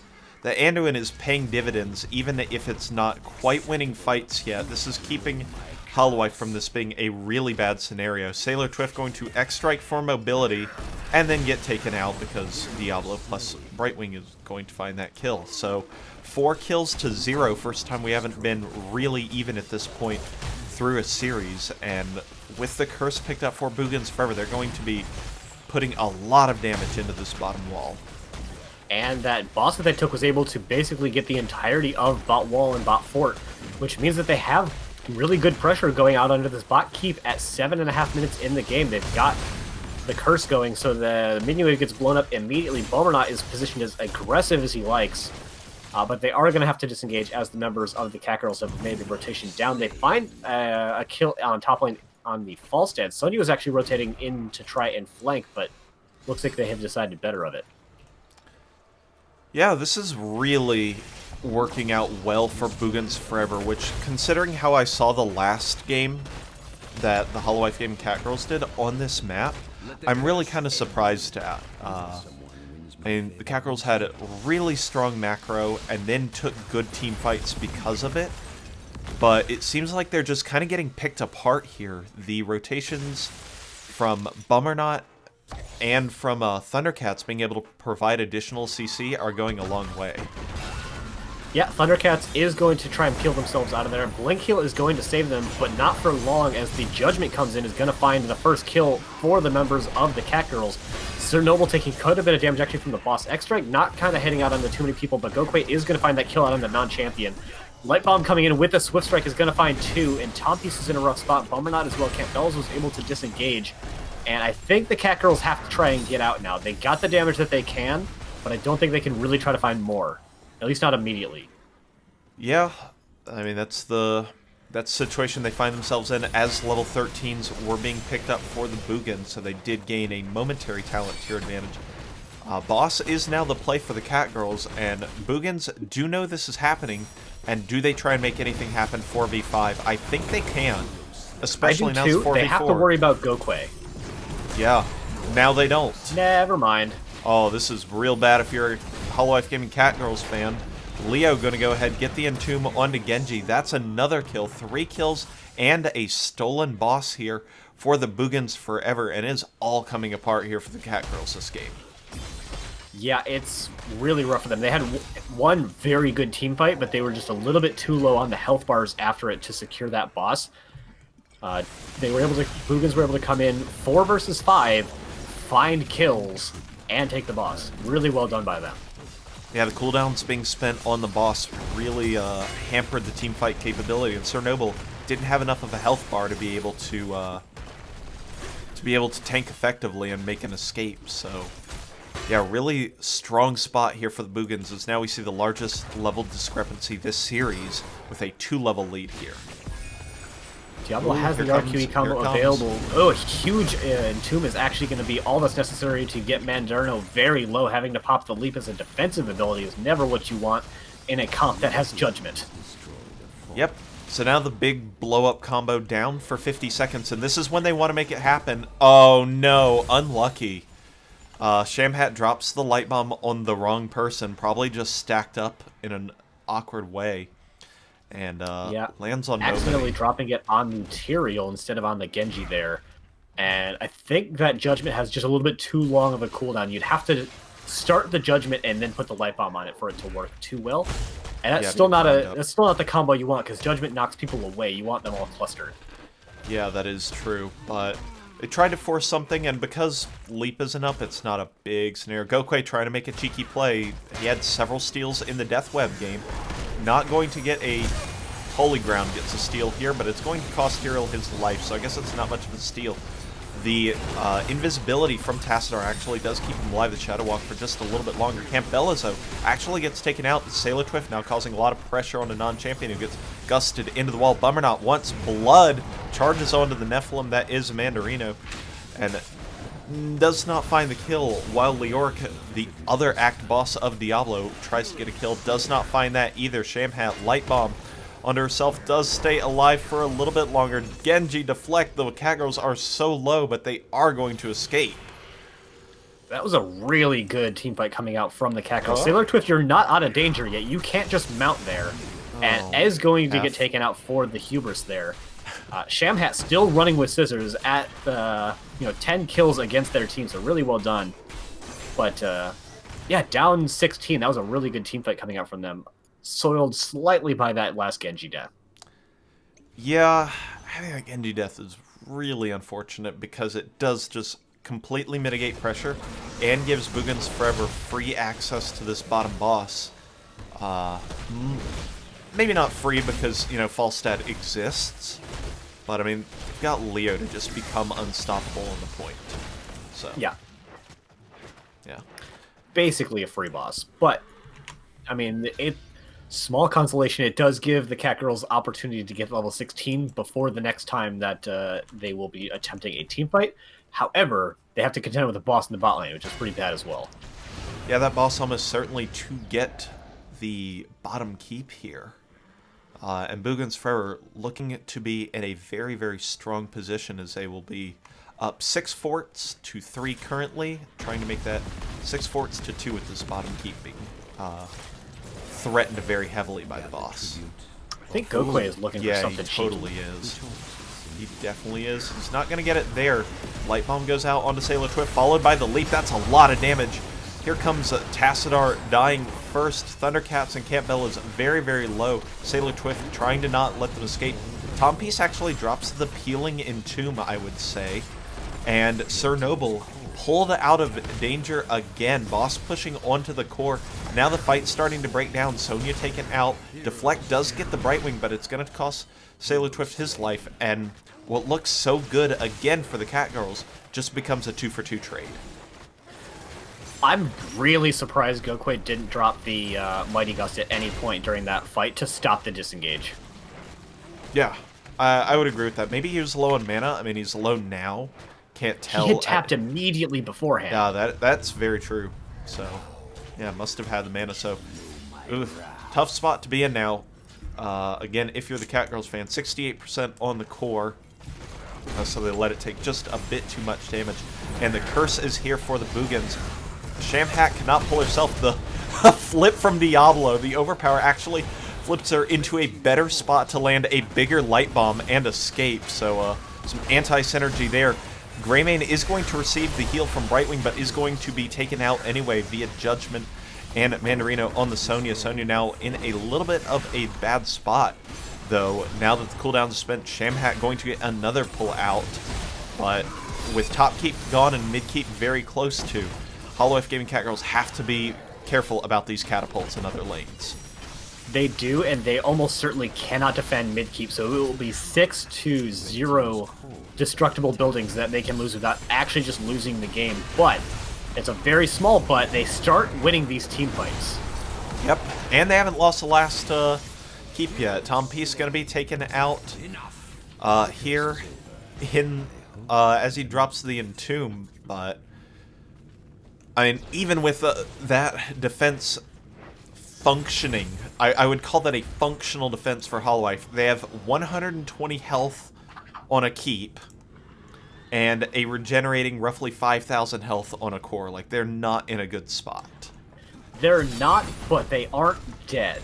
That is a better spot to be in. Jamhot and Sonya are trying to take this. Their opponents don't have a boss that they can take back, and hopefully this gets the top 4, but they really have to worry about their opponents attempting a backdoor. Like, they should just go sneeze on this keep and make it die, so they have that extra pressure built up. But It looks like actually the Boogans are looking to just run into core. It's only at 29%, barely 50% total with the shielding, and as soon as Tom Peace comes up, they might go for it. They have opted not to. I think it may have taken a bit. There seems to be indecision. Do the Catgirls know? That's all we need to see. They see Sonya in the top lane. All right, everybody dropping the Hearth Party now. Gokwe does have the gust to be able to just delay. Drops it slightly ineffectual because it did hit the fort or the debris, but it was enough. It was enough of a deterrent. Yes, it gave enough time. So now the Catgirls know about this one. Tom Peace was being kind of overt in the positioning there, that they were still kind of threatening the area. So I mean, you're up 20 with Buried Alive. I think you can be. That is very, very true now, but Holowife going to trickle to level 20 here, grab the bottom XP of minions, and now Judgment, very scary. Ignore Pain, very scary. Thundercats going to go in for the keep, but gets punished immediately, but that Buried Alive is huge. Tyrael is taken down immediately. Does reduce the death timer by 20% due to the Angel trait, and Sailor Triff gets out with the with the Leap of Faith help. Yeah, they're still looking to find Sonya, and with that overpower, Ignore Pain might keep her alive. Big Mighty Gust is going to put 3 people into effectively stunned against that wall, and that is the team fight that they've been looking for this whole game. Bummernut still hasn't died this game, by the way. And he's looking to not do it here. It's an auto-attack Diablo. How does it die? They don't. Literally does not die. 4% per auto attack at 100% bonus speed plus cooldown reduction and everything. That Diablo does not die and escapes with all 100 souls intact, but oh boy was that gust huge. Yeah, it was. And it was, not only was it huge, it was necessary. They were losing that team fight otherwise. Yeah. Yeah, that was a huge entomb from Tom Peace that ended up... Oh, there we go. That ended up catching the dive target. And I really like that play from Tom Peace's, using the Buried Alive to essentially silence the all the people that are diving the dive target. A really powerful way to peel with Leoric. So I know I'm biased, and I know that the game isn't over yet. You're not going to convince me that Shamhat's not the MVP this game. It's just not going to happen. This game is over without Shamhat pulling, like, I believe it's 150 people out of danger. Approximately. Still hasn't died, by the way. Running with scissors deep into the 19-minute mark. Yeah. The performance... Holowife would not be where they are currently living, that being said, without the incredible pulls that she has brought this game. So, yeah, but still, as it stands, 4 forts, including all the keeps, for Boogans Forever. Holowife Gaming Catgirls sitting at a total with the shield 79% of a core health. That is sitting at 16,500 core health. And catapults can put a lot of pressure out. Yeah, Sailor Twift was starting the Hearth in case the Boogans were looking for another backdoor attempt. Stops when they see them running through mid lane. They find an Entomb engage into the Tyrael, and that is a Diablo follow-up killed once again by Shamhat. And there is the counter engage with the Judgment. Gokwe is going to be looking for another really big Mighty Gust, but a huge Kugel Blitz coming out from the Tassadar. That was a big Black Hole Kugel Blitz. Wow, the Tyrael trait again almost provides a kill for Sailor Twift. However, has ended up overextending, will be taken out. X-Strike was almost re-available due to the cooldown reduction on level 20, but with the player advantage, Boogans Forever are going to be looking to push towards the core, but they don't have Greymane, their best core damager.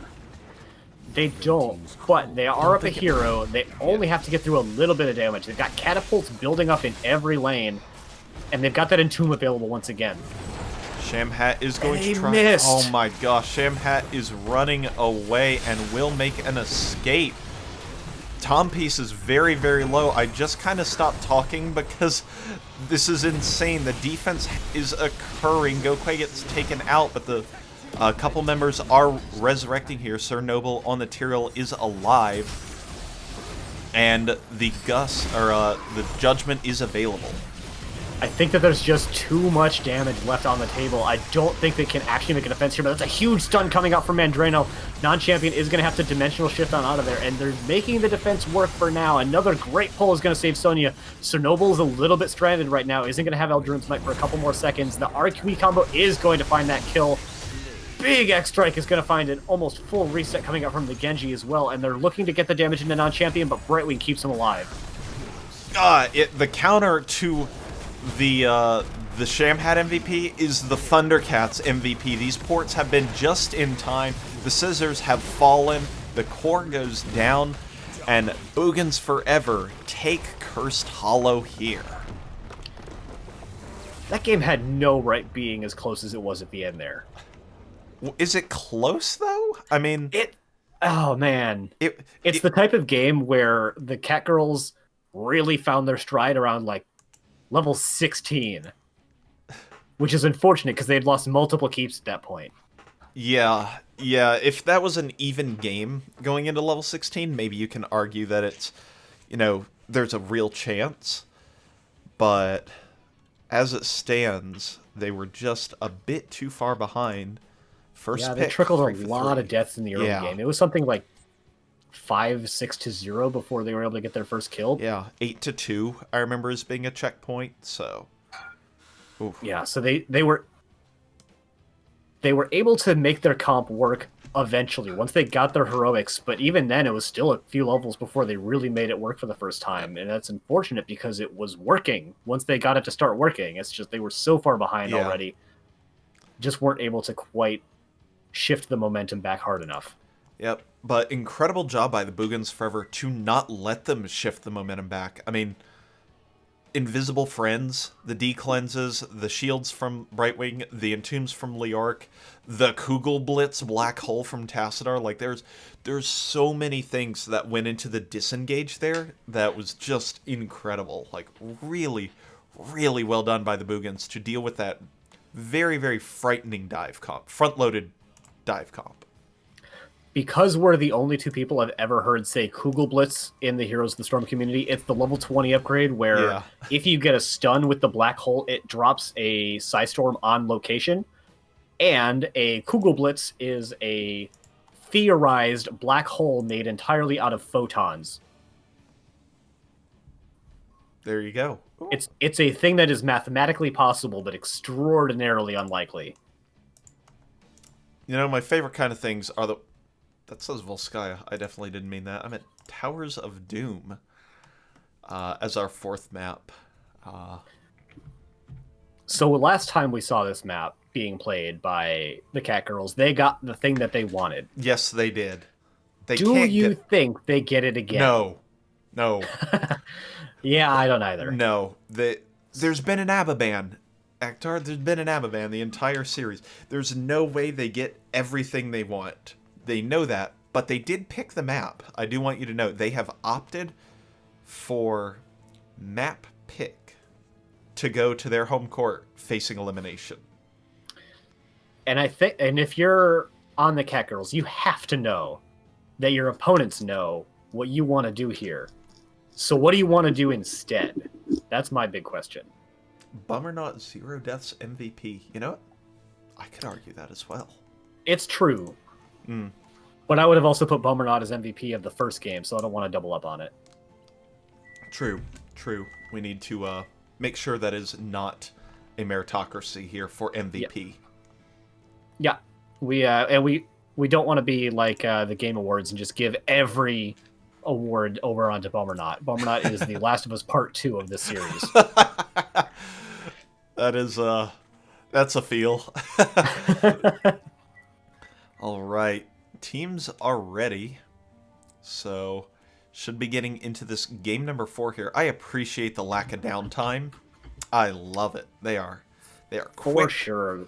One of the worst parts of casting, in my opinion, is just talking to fill time and not talking about what things are actually happening. Yeah, that is very true. But things are happening. We're going to Towers of Doom for game number 4, and it's going to be a good one, Ectar. Even if Catgirls lose, Catgirls win, doesn't matter. It's going to be a good one. Boogans can either blow them out on their home court and end this 3-1, or it's going to get spicy, is basically what I'm kind of expecting as the other possibility. So there's the very unsurprising Avatar ban. I would actually call it They could still throwing. do the strat. Yeah, I would call it I genuinely throwing. think they can. Throwing if they didn't ban Avatar. There's a Diablo ban, 100% win rate here for the Boogans. And Imperius certain to follow. Is this a Cassia here? Is it Chromie? Duff it on in the chat. But wait, Bummer is good, though. Probably responding to my The Last of Us Part 2 comment. I haven't played, so I can't comment. I'm here for the memes. You know, you can respect being here for the memes. There's Stab Daddy himself, Imperius getting banned out, and Thundercats gets free pick over to the Stukov, and Sailor Twift takes about a nanosecond to go ahead and lock in that Cassia. Yeah, big fan of that hero. We see it all the time, and it pairs well with Johanna, as we've seen now for multiple reasons. It's not just the blind synergy, it's also the ult synergy. And, they've both picked heroes that go into the 4-man, because that's the way you tend to run this map, not showing their desire for the mid and the top lane quite yet. Yep, that's the secret strat. I mean, Holowife Gaming Catgirls do have the last pick, so that'll be kind of an extra pick that's available to them that is uncounterable. We do have the Kael'thas and the Tychus picked up for Boogans, so a majority of their DPS will be picked up before the second ban phase, and that is Kael'thas here for strong control of that bottom lane. Yep, and strong control of points. Like, as among the mages, Kael'thas is one of the ones with the strongest point control with that Phoenix, and the relatively short cooldown on Flame Strike means that he can just kind of stand back and stop you from channeling for a long time. Yeah, that's very, very true. ETC banned out by the Catgirls, so definitely trying to limit the tanking options here. Boogans Forever is now 3 tanks, as they would classify, have been eliminated from the pool, so Bummer not going to have to try and carry the team on some other type of hero or other hero. I mean, he's already played Mei this season. This series. Finally, game number 4 will be the first one without an Anduin being actively played, so we'll have to see Shamhat picking up something else. Yeah, that is true. That is true. What do we get here? What will occur? I'm very curious as to if Gokwe is going to pick up something here or go for some spice at the end of the draft. I mean, he's going to stay for last. Indeed. So we have Leo coming out, which means that they have a double soak capable hero on the side of the Catgirls. Yep. So that leans towards Gokwe not picking up a certain melee assassin. or another Stealthy. certain melee assassin, but it's not out of the realm of possibility. I think it's more likely he goes into the Protoss one than the Terran one, but you know, anything can happen. I think it's more likely that'll go into Nova. We will forge a great Nova would be the great one. Here Nova's comes not a melee assassin. I know. It's too scary to play melee assassin. Got to go ranged assassin here. That's the secret threat. You know what? I actually don't hate it because of Nova Covert Mission. Nova covert mission. Yeah, that's It's so difficult to take that top camp on this map. yeah. To just be able to, you know, go up in there, put some damage into the double soaker, and then actually there is no double soaker on the side of. No, that's true. Ooh, I like that. The I like a Medivh on this map. Yep. So he did go in for something spicy, going for the ranged support Guardian of Tirisfal spicy and not melee assassin hunt down the double soaker spicy. But I think this is really good. Medivh on this map, you don't necessarily think of him as being the greatest hero, but he really can facilitate hard movement on this map. Yeah, definitely here. For those This of you, is, according to chat, the Boogans special, which I find interesting because it's a very unusual comp for this map. yeah, that's true. For those of you who may not know what we're referencing, Holowife Gaming Catgirls love taking Abathur Valera on this map. They did Or so, Abathur Zeratul. or Abathur Zeratul. Both of them have been done to great effect against strong teams this season. Prepare yourself for battle. And speaking of the Catgirls, we have them spawning on the right-hand side in the red trunks, with Gokwe blowing a little bit of early mana on Medivh. Shamhat B-stepping her heart out on that Brightwing. Sir Noble is hearthing after spending all of his mana on abilities for that Johanna. Mandero just casually doing circles on Leoric, and Sailor Twift, the reasonable one of the bunch, on Cassia. All right. And on the left side of the map, in the blue trunks, trying to take home the B East Grand title, we have Boogans Forever, with all of them being completely still. Kent Bellows on the Tychus, non-champion on the Kael'thas, Bummernot on the Varian, Tom Peace on the Blaze, and Thundercats on the Stukov. I love being able to project my thoughts onto the teams with the Catgirls, you know, be-stepping around and running all over the place, spending all of their mana and stuff, and then we just go back to the other side, and they're just dead still. No one moving at all. It's like with the Varian skin, it's just like Toy Story up in here. As soon as the casters look, we have to stop. Oh, gotta change the overlays. Wouldn't want to get yelled at for that. Oh, no. Oh, goodness. 30 seconds too late as the aggressive rotation comes in for the Boogans Forever. Cassia is going to get protected and healed by Shamhat. So, yeah, isn't going to find a lot of purchase, but that kind of aggression will pay off for Yeah, Boogans especially because it looks like they're going into a taunt Varian. So they're once again kind of going to have two main tanks, and Varian puts a very consistent amount of CC into these team fights, and especially into these pick opportunities. Yeah, yep, definitely. However, it does make an easy point for Holowife Gaming Catgirls, and especially Gokwe, to just drop the shield on. Shield taunted target, and you'll probably be getting pretty good value out of Medivh. So, Yeah, although to counter to that, Bummernot can go into the Shattering Throw to rip the shield off of Sir Noble, who did go into the Hold Your Ground at level 1. yeah, that is very, very true. Sailor Twift in a little bit of trouble, going to get a port from Shamhat and be A-okay. But the aggression is here, but the soak, a little bit of minion XP lead here for the Holowife Gaming Catgirls. They've just cleaned up waves a little bit faster, maybe missed a little bit less soak. Yep, about 150 XP in favor of Leo over the Blaze, so double soaking a little bit better, even before picking up that Neil Peasants. Yep, just a little bit. Might even have been just wave lane differential at that point, but I think the only major difference here is that this Sapper Camp has not been picked up here for the Catgirls. While not significant in XP, only worth 90 earlier, the pressure it provides is very important. We do have Tychus popping trait here, trying to put that damage, but it actually gets engaged upon pretty hard by Sir Noble. We have the taunt coming out on the Sailor Twift, stopping them from keeping that armor up. Very significant. Sir Noble gets brought down very low. Shamhat popping the trait is going to get them out of here, and no kills going over quite yet. If Gokwe going in for a couple cheeky stacks, and Brightwing's going to take the gravity lapse for it, as Everybody gets out safe and sound. Lots of taps get spent, and level 4 is picked up for both sides. And the most important one, obviously, is a taunt on Marion. Yeah, it takes him from a glorified lane minion to a true threat. Having that heroic ability on level 4 is a very strong power spike. Both teams doing the gentleman, get top, and then fight 4v4 in the bot lane. Thundercats will get interrupted by Johanna, and it's now kind of on to the rotation down here from the Bruisers to see what actually ends up happening from here on out. Yep, and they're going to duke it out midway down the lane here. Cernoble's going to go ahead and get the flashlight interrupt on the Thundercats, but they've been pushed out a really long way, and that's going to be a relatively low contest for this bottom objective as Boogans Forever take a small core health lead to start.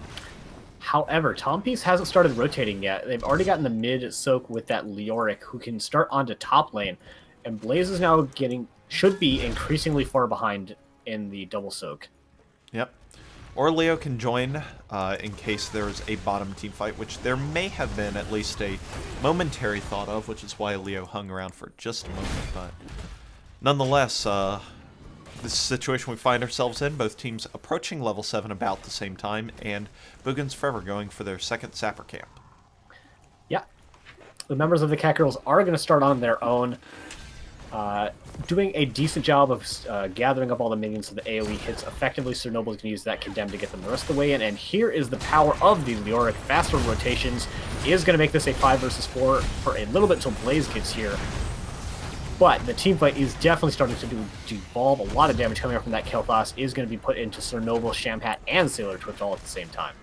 Yeah, the bomb spread to 3 members, and that was a large amount of damage coming out. Cernoble almost finishing the subdue. I believe that was 3, but that is a lot of damage put out into the members of Boogans Forever. Stukov does get a nice top-up, and may have got cooldown reduction from the targeted excision on level 7. I can't be too certain on that, because it's very tough to track, but know that capability is there to create a lot of really powerful moments in these team fights. Leo did full back, so this is going to give a really good position for the members of Boogans Forever into this objective. They don't necessarily seem to have identified it yet, as they're not trying very hard to get either of these points. Gokwe is defending in the top, and there is a 4-ish versus 4 fight in the bot lane, but a lot of damage going into Johanna, but she is going to get topped up by Shamhat. Yep, Gokwe versus Tompies will definitely favor Tompies 99% of the time, unless Gokwe is some sort of Medivh god that I am unaware of. Down here in the bottom lane, Bummernot takes a lot of damage, but look at that Stukov healing come through. Cernoble in a lot of trouble, actually, and is very, very chunked here. And yeah, there's not a whole lot that the lower health bars of the Holowife Gaming Catgirls can do, except try and change something up as Mandarino goes ahead and tries to swap and work on the top of the 2 altars. They find another taunt on Nicasia, who I think it's almost all of that damage shielded. The Flame Strike may have come through at the end, but they are able to get on out of there. Gokwe coming in looking to get some stacks in the back line and threaten Thundercats, but isn't going to find anything. Jet Propulsion is going to find him, but Shamhat's going to get him nice and topped up again. Yeah, that Fend was huge, and it forced Boogans Forever out of this fight. Varian now taken out at the end of it, and Cernoble trying to get out. Portal is aggressive rather than defensive, as Sailor Twift actually rotates up and grabs the Equalizer bell tower here. Now that it's a 5v4 again in the bottom lane, Holowife Gaming Catgirls should have a nice advantage to taking this. Yeah, but they actually get the interrupt, and they're not going to be able to punish Thundercats too hard. Varian's on the way, but I don't think they can try to push in any farther under this. And during all of that, we had the Master's Touch getting picked up. Getting finished, rather. Yep, please. It's Arcane Rift, Ectar. It got changed What's from... Master's Touch? It's so much of a better name than Arcane Rift. Oh my god, that was... They changed the name of his trait? Or his quest? Yeah, when they made it baseline, it's no longer... It was never Master's Touch. They changed it to Arcane Rift. I had no idea. Yeah. It's just called Master's Touch because it's, easy. But if someone came in after that talent was removed, yeah, they wouldn't know what we're talking about whatsoever. That's so weird, because I was fairly certain, and I just verified, Arcane Rift is the ability name. Why would you name the quest after the ability? That's so weird. Don't worry about Anywho, it. level 10's getting picked up now for the Catgirls. We've actually got the Emerald Wind. Big Entomb coming out, which we see now, is going to find a really funny interaction with Sailor Twift, trying to fend on a non-champion, but not find it. And, yeah, a little bit of anti-synergy is going to find that kill out onto Leoric. That was a cool engage. Like, it was a portal into it. Here comes that tried and true Valkyrie after shield combo. But Thundercats is going to be able to pop the trait and survive, and now is full retreat mode for the Holowife Gaming Catgirls, and they will get 4 members out. Mandarino's actually going to respawn and maybe try and take this fight. Leyline Seal comes out and hits 3. Tychus now in a little precarious of a spot, but does have 25 armor from the Odin, but Varian, first one taken out. Bomb Spread is a threat, though, against Sailor Twift. Yeah, it almost found Sailor Twift, and almost found, I think Shamhat got very low as well. I actually sort of like the Emerald Wind pickup. You don't need the Blink heal as much when you have portals. That is very, very true, although the mobility in a fight outside of portals is still kind of bonkers, but I like it. I'm not going to argue it, I guess is what I say, because I love Blink heal. But with as much heavy engage as the Boogans have, I think it might be the right pickup here. Yeah, I think you're absolutely on point there. Gokwe almost taken out, but does survive as the boss is attempting to assist both teams in killing, and the Emerald Wind ceases the fight as what was that? That was non-champion that went ahead and grabbed the bell tower for Boogans. It sure was, and we have only a 4-shot disparity and only a 1-kill disparity, a very low kill game, despite the amount of team fighting that the teams have been doing. Yeah, what are our damage numbers? 33,000 hero damage for the Tychus, mid-20,000s for the DPS on Holowife Gaming Catgirls. So, yeah, lots of team fighting, but said only 3 kills so far this entire game. We do have Medivh threatening things. We had a rotation down from Leo, but deciding that they can't actually find anything with it is just going to go back to double soaking. Yep, double soak difference seems to be very small right now. 7,000. Was that shield just used? It was. It was. Ooh, well, that's a one-and-done thing right there for Sir Noble. Would be up for the next objective, so not a too bad trying to go for it here.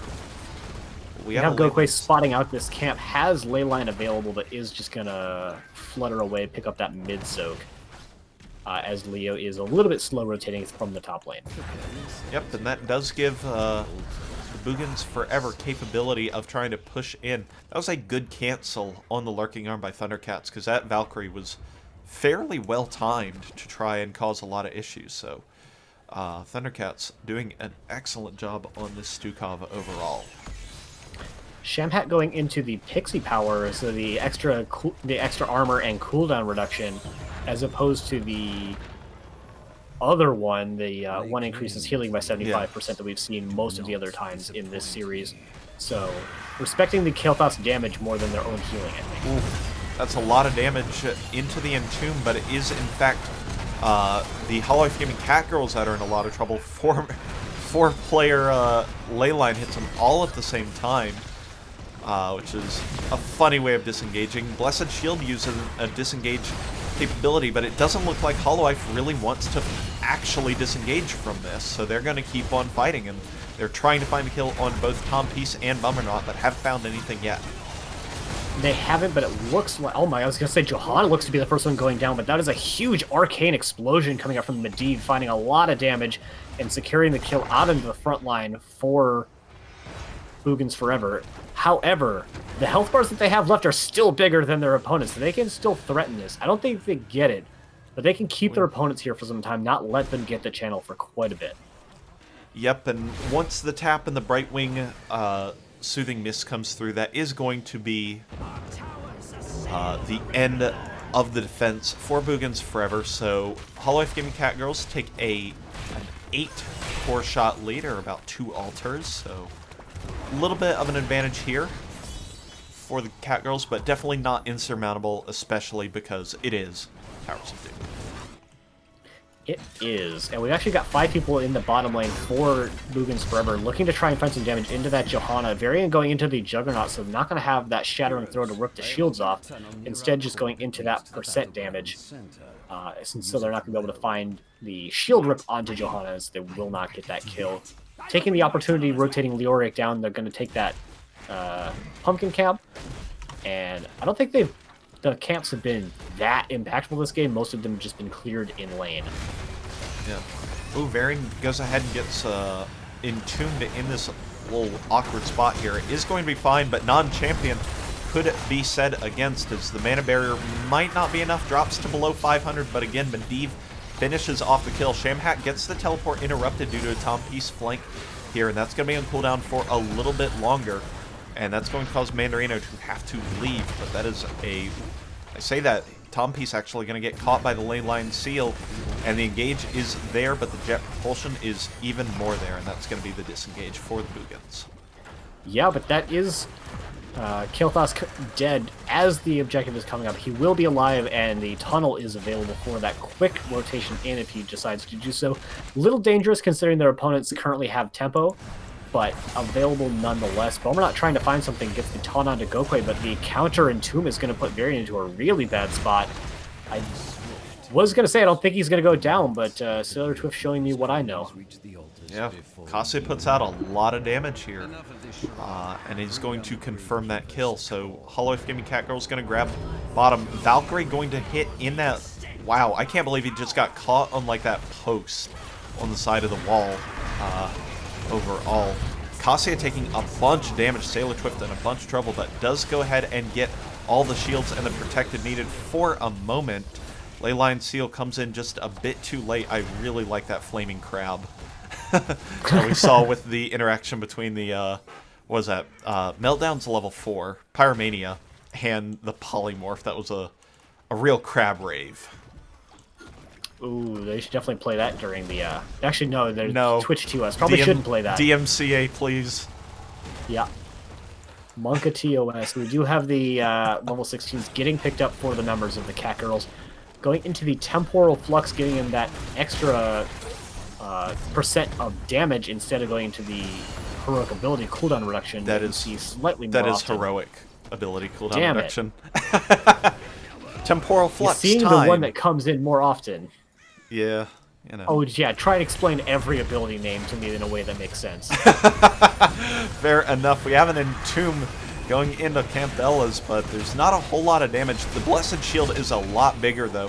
Valkyrie is available in 1 second, might be used after the end of this Leyline Seal, or this is just going to be a disengaged scenario, as the Holowife Gaming Catgirls are pretty chunked.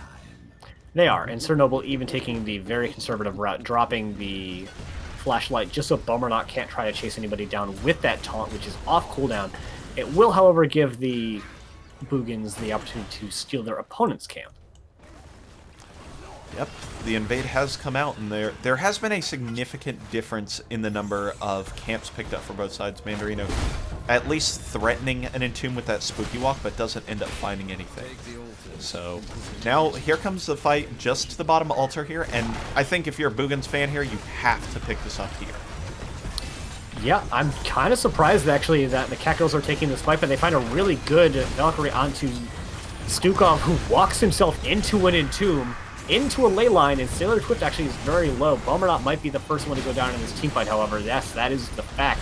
Mandarino is very low as well, keeping himself alive with 20 hit points, but goes down eventually. Tom-Piece very low as well, is going to get taken out, but that is the very slightly advantageous team fight in favor of nobody. It's everybody's losing this team fight. Gokwe is the winner in this team fight, secures 3 kills here with Arcane Rifts alone. Brightwing goes down. The dominance asserting 1v1 between 500 to 750 health heroes is on, but Mandarino is able to spot for vision. Portal comes in just in time. Oh my god, Gokwe! You mad lad! 4 kills in this fight. Go ahead, enjoy your pings. That was an insane fight, and Holowife Gaming Catgirls pick up 4 shots and put Boogans down to just 8 health. Yeah, and they could even take this this camp. They have the hero advantage, maybe so that they can try and finally find a fort in this game. No forts, which have turned now into keeps, have gone down in this game. And that would put a lot of pressure onto the Boogans to try and really find something in this game. And at 6 kills versus 11, a lot of those 6 coming in the last team fight, things haven't been going particularly well for them this game. Yeah, and Holowife Gaming Catgirls know how to play this map. When it was home court advantage, if you want to say, I mean, they're showing why. This is a very, very well-played game so far from the Holowife Gaming Catgirls. And, yeah, despite no forts being taken, they are in a commanding spot with essentially 6 altars versus 2 remaining in this game, as far as the core health. And we see the engagement coming out of non-champion. Sir Noble is going to hit the Blessed Shield. Nice disengage stun coming out from non-champion, but he's running behind the fort instead. Probably trying to juke the Valkyrie that he knew was available, but instead is just going to get taken out by pure damage. Yep, and Mandarino went ahead and lived the gank attempt in the top lane. So that is a plus. I don't know why they all rotated out of bot, though. Like, they had this fort absolutely for free. Their opponents can take this boss. That doesn't matter. Yeah. Yeah. You trade up by taking this keep and then the objective. Yeah, I mean, it'll be 3 against 20, and all you have to do is use Medivh Leo to harass these rotations. I guess if you're down a player, you're not getting this anyway. You're down a player and down 20. Go ahead and take your boss. I mean, that's the best thing they could do in that scenario, I guess, Ectar, because... I genuinely agree. Yeah. But identifying that they don't need to defend it is equally shrewd from the Catgirls. Now there's only 50 seconds left on this next camp in the bot lane. All the Catgirls want to do is take expand and defend it. That is what they're doing. Bummernot now in a bunch of trouble, but the Valkyrie lands onto Camp Bellas and does end for a kill, and another strong position here for the Catgirls as they're going to go ahead, try and escort these game-winning sappers in here in the bottom lane. There's a Kael'thas, which shouldn't permit this, but Medivh, he's got the ley line steal with those last 3 core shots. Oh my god. I would say that is our most one-sided game so far. Yeah, for sure. And Gokwe showed up on the Medivh. Oh my goodness. That was bonkers tier play right there. That was so well executed. I thought that Mandarino was going to save the day with Leoric and his shortened death timer, but Gokwe is like, you know what? Hold my beer. I'm just going to go get this extra kill real fast and then get the channel before you even come back to life. That is, that was impressive. Will it draw a ban next game, though? Because Holowife Gaming Catgirls are really, really, really good at Towers of Doom, but some of their other comps... What are the maps remaining? Let's I know check. Hanamura is one of them. And Infernal Shrines? I think it is. Let me go to Infernal Shrines and Hanamura, I think, are the last 2 maps remaining. You are correct. As I go so to the most and least popular maps in NGS. Which one are we getting, Ectar? Which one are we getting? I want it to be Hanamura, and you know that, but I'm happy with either. Yeah, to be fair, either of these are fantastic choices. We don't even know where these are going. I'm going to flip to the game summary real quick because I showed talents for about 1 second flat here. So... yeah, if you want your Medivh build to go try and quick match, that's what we're getting. We are going to Infernal Shrines. It's the expected map. Yeah. It's the one that will probably make for the best game, and the one that the most people want to see, but I'm sad.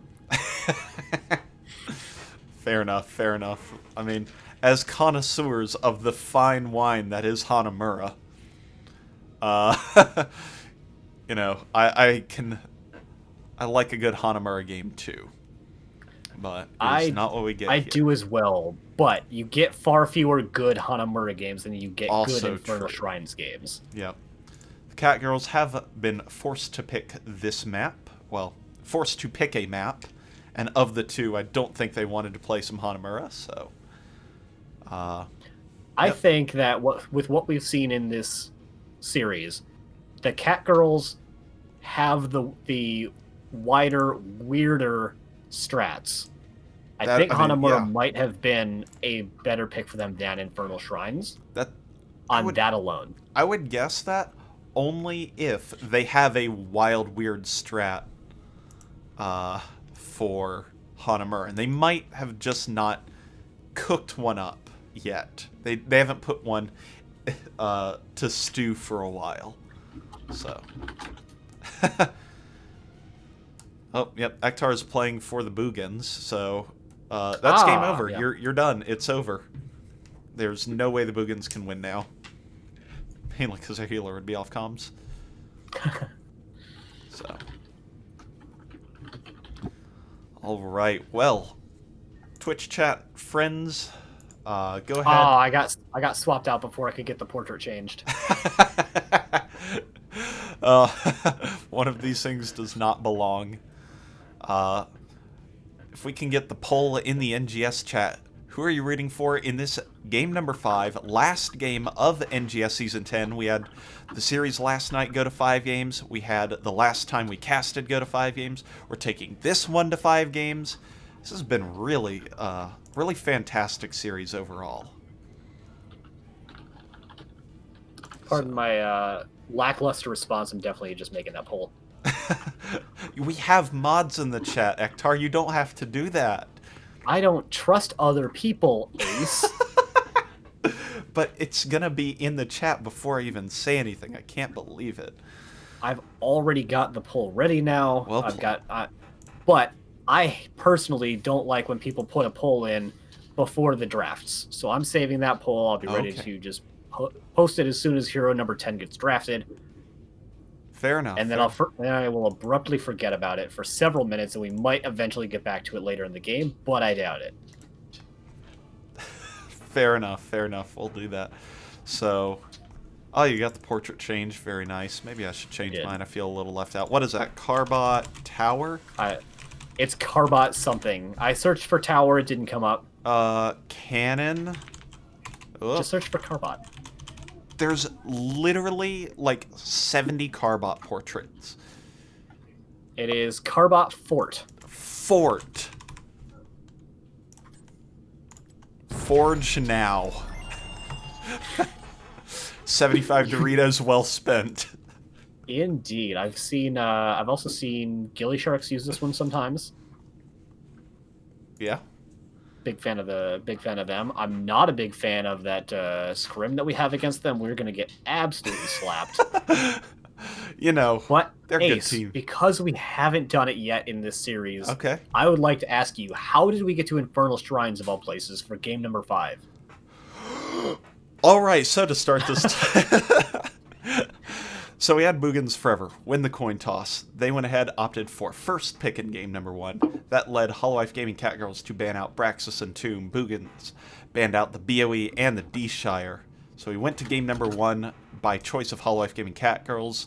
On All-Track Pass, Boogans forever went ahead and won that. So the Catgirls went for first pick in game number 2. So Boogans went ahead and picked up Volskaya Foundry. Holowife Gaming Catgirls won that one.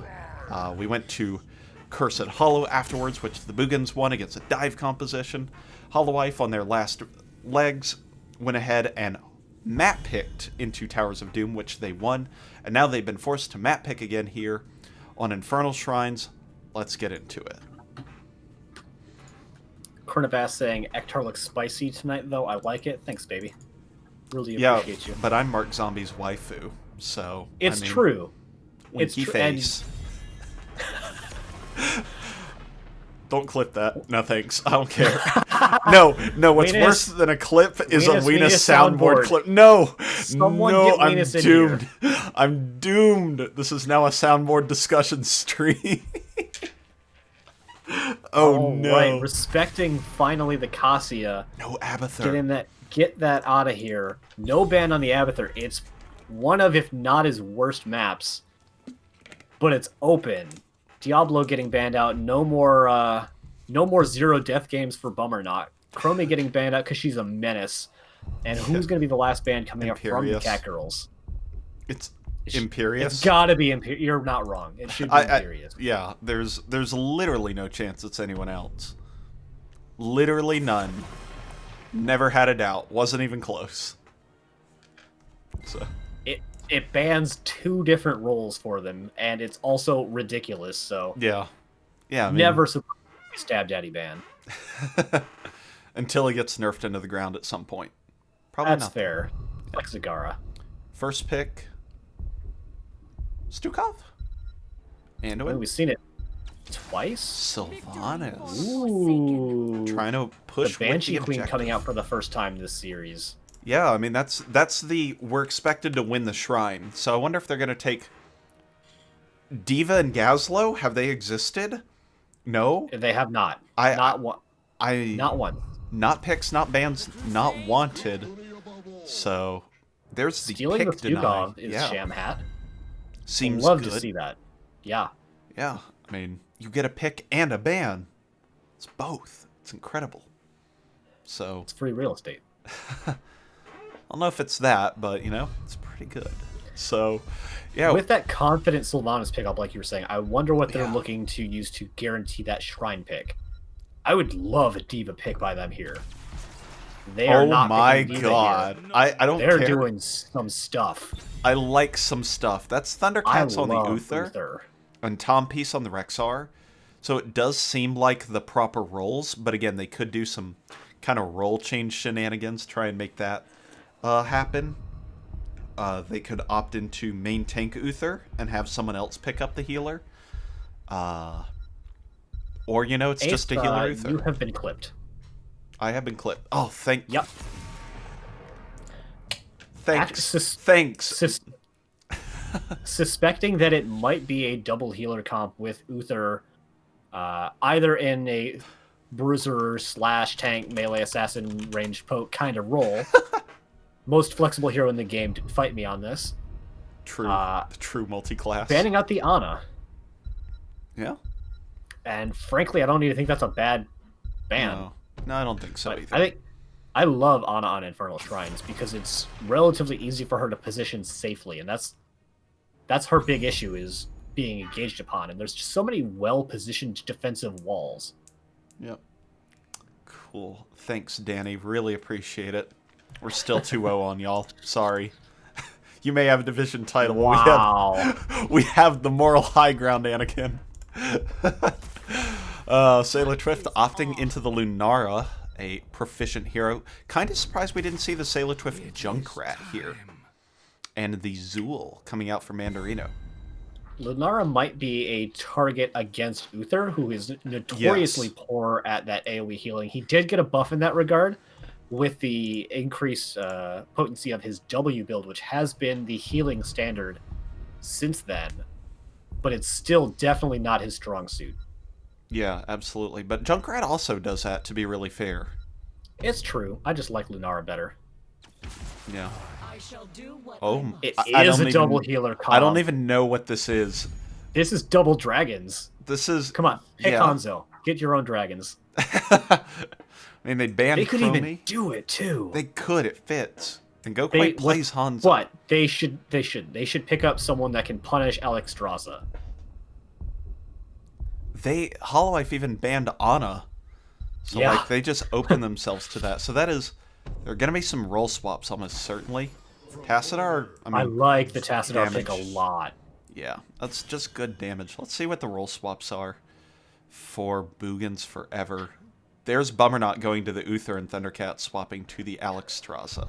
So it is tank Uther, double frontline-ish, plus Alex and Sylvanas. So is the most ranged tank in this game Misha? Is this like main tank Misha? Nah, this is tank Uther. I mean, like during team fights though. Like obviously Rexar is the off lane when you've got the the rotations going, but Misha is the initiating stun into Uther. Yes. That or it's Or Deathwing. Boars. Yeah, or Boars. This is a funky comp coming here for Boogans forever, and if there's a standard comp, I'd say it's the Holowife, so... it's going to be a good Game 5, Ectar. I'm excited. Alright. For the last time of NGS Season 10, we will introduce the teams here on the left side of the map in the blue trunks. One game away from taking B East They are the Boogans forever, with Camp Bellas on Sylvanas, Non-Champion on the Deathwing Bummerknot, on the Uther, Thundercats on the Alex Straza, and Tom Peace on the Rexar Misha. And on the right-hand side, in the red trunks for the last time tonight, they are the Holowife Gaming Catgirls, with Manderno playing the Zool. Sailor Twift is on Lunara. Gokwe is on Tassadar. We have Sir Noble on the Johanna, and Shamhat on the Stukov. This is the last game of the entire season, Ace. That's what I just said. In the end. Thanks, Ectar. I like the emphasis, okay? Sue me. Fair enough. I also like how in 4 games we haven't had a consensus on if we're going to call him Mandarino or Manderno. There is no consensus until they say otherwise. Yeah. I like the extra E at the end, so it is Mandarino. But, you know... it makes me think too much of a particular Hearthstone content creator. You mean a particular salty Hearthstone content creator. True enough, but you know what? They're all salty. Well, yeah, have you seen the Battle Pass changes? Regardless. Recent drama. Oh, no. Uther opting into the Hammer the Lightbringer quest. If you see true main tank Uther, you often see him taking the Q quest on one. But E is not a bad one as well, especially if you're not 100% relying on the Uther to go ahead and be the frontmost tank. Yeah, we do have a big engagement coming out for the Holowife Gaming Catgirls. Bummerknot is going to maybe save himself for that Q, but the Force Wall is going to find him, and the tick damage from Lunaro that we said he is so susceptible to is going to find First Blood at the 125 mark. That is an aggressive invade, and Rexar even came down but couldn't do anything to the Force Wall. So that is a successful camp invade here from the Holowife Gaming Catgirls, and they, you know, just like their last game 5 on Cursed, I think they're really trying to bring the aggression and, you know, change up the strategies. They haven't been that aggressive this series with camp invasions and the like, so I think that was a little unexpected. Yeah, but they've got the comp for it. Lunara and Tassadar just put out buckets of damage. And especially with Tassadar, he's got the speed on it to make it so that they can't just heal through all of the damage. Yep, very true. My boy's getting weird. Yo, it's been 2 hours, and we like to keep it fun in here. 2.5 hours, so, you know, it do be like that sometimes. So, a lot of fun, though. I very much enjoy doing this, so. Not mentioned by us yet is Alex Straza going into the level 20 Flames of Fury build, so really looking to get the that level 20 dragon value. It's still good beforehand. It's awkward though, because it only helps you for survivability, and it only helps it provides a little bit of extra CC, which Alex Straza is notoriously bad at, giving her that increased slow and no longer having it decay. It gives you that dragon cooldown once you complete the quest, but before that, it is a level 1 that does almost nothing. Yeah, it reduces the mana cost from 50 to 40. Yeah, it definitely does that. Again, almost nothing. No one can take that away from her. While we're ranting about Alex Straza's talents here, there's actually a Bruiser invade that came in here from Holowife, so they actually have 2 Bruiser camps pushing the top while they control the point, and it looks like Boogans just not want to do anything with this, as level 7 is on the horizon here for Holowife Gaming Catgirls, and instead they're going to go off-lane push with Sylvanas. We've already been kind of seeing that the Catgirls have the much stronger early game comp, and I don't think that that's an incorrect viewpoint from them. I genuinely think they have the stronger early game, and so they're using that for these invades. For the first objective, their opponents are doing a good job of now pushing in the bot lane to find that counter damage, but with only non-champion here for defense, this is going to be top fort going down very easily. Yeah, this is a lot of damage here out of the first Punisher, with it still remaining at roughly 70% health remaining, so they're going to be able to probably get most of this front wall. Tassadar actually in the middle lane, trying to, you know, psionically cook the mid wall there, but yeah, lots of damage is actually coming out here now for the Holowife Gaming Catgirls, and Zool is going to be able to double soak the whole thing away. Yeah, they will get the entirety of the front wall after getting that top fort, so really well done by them, dropping the Force Wall just for a clean disengage. And that is way more damage than you tend to see off the first objective. Yeah. They do maybe have slightly less skilling passed into level 10, but it means they've got that constant trickle and pressure in that top lane that will become increasingly hard to deal with as the game goes on. Yeah, very, very true. Do we see an invade come out here? Do the Holowife Gaming... They know... Holowife Gaming Catgirls know they're there due to the Wisp, but it doesn't feel like they want to do anything. They instead go ahead and rotate down to this bottom camp here. And the Boogans go ahead and pick up this mid lane camp. So that'll push out, and I don't think anything too major will happen of it, as both teams try and approach level 10, but Holowife much, much closer. Yeah, and the Boogans are playing this very passively right now. Tompi's actually going to get taken out by the combined might of Zool and Tassadar there. A little bit of a happy spray coming out from Mandarino. And that is going to get them that level 10 advantage, and the big question on my mind is what are they going to do with it? Lunara is going into Thornwood Vine. We see that a lot. Here comes the Blessed Shield plus the Stukov lurking arm to completely lock down the Uther. Cannot be a functional maintain. Force Wall from Tassadar is one of the only things that can stop a Deathwing, and that was a hefty chunk of damage into the Deathwing that's going to force a tap and a fly. So, yeah, the interesting comp of Boogans Forever not working out in the early game, but again, it is more of a late game scaling comp. They just have to get there without taking too much damage, which we already saw go in their favor on that Cursed Hollow game. So with the rest of the heroics, we saw the Black Hole. We haven't yet seen the Flailing Swipe, but it exists. Blessed Shield and Poison Nova. But that Thornwood Vine, I get it. They have a poke comp and their opponents don't have a great engage. It's just never not weird at this point to see that picked up for me. Yep. I tend to agree with that. I think I've seen Sailor Twift take it more, but I tend against to this agree. comp, I Yeah. get it. Yeah. At least. Which is more than I can say most of the time. That is very, very true here. I agree with you there. For the level 10s on Boogans Forever, we've got the Wailing Arrow, no Mind Control, which has very quickly entered the meta since the cooldown was reduced from 50 to 40 seconds. We've got Unleash the Boars. We've got a Cataclysm upgrade. There's the Blessed Shield, actually, from Sir Noble to save his own life. And we've got the D-Storm from Uther. Still holding on, we are going to see the Cleansing Flame from Alexstrasza, as you would expect in this build, at 13 of the, I believe, necessary 20 stacks. Big engage coming out onto Uther, does not have the D-Storm to keep himself alive, is actually just able to walk out, however. Mandarino takes a ton of damage and is the first to fall. We've got the counter engage with Misha trying to find Sir Noble.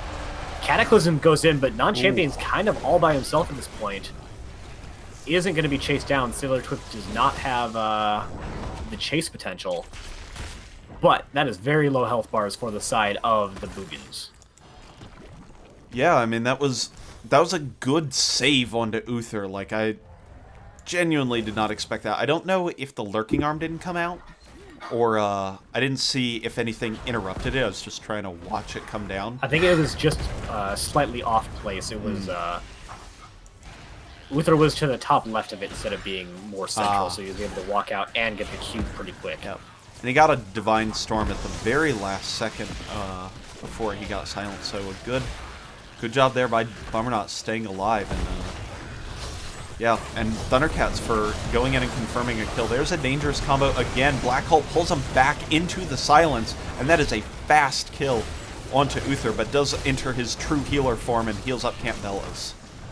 Yeah, Non-Champion wreaking a lot of havoc in the backline, but he's down to that 20 armor. Now down to 10 with a lot of poison. It is likely going to be him falling. He does get a little bit of healing off that Q, but I don't think he can get in the sky fast enough not to die. No, and this is Wind Up Burn. I only take Leaping Strike to hear the laugh, and honestly, if you're not laughing as Lunara, are you even playing the video game?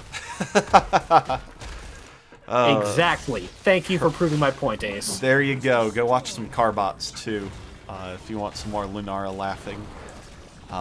As the Holowife Gaming Catgirls push into this bottom lane as 5, while Rexar and Misha try and soak up this middle lane here, but Holowife eyeing up this heat here as a possible contention point.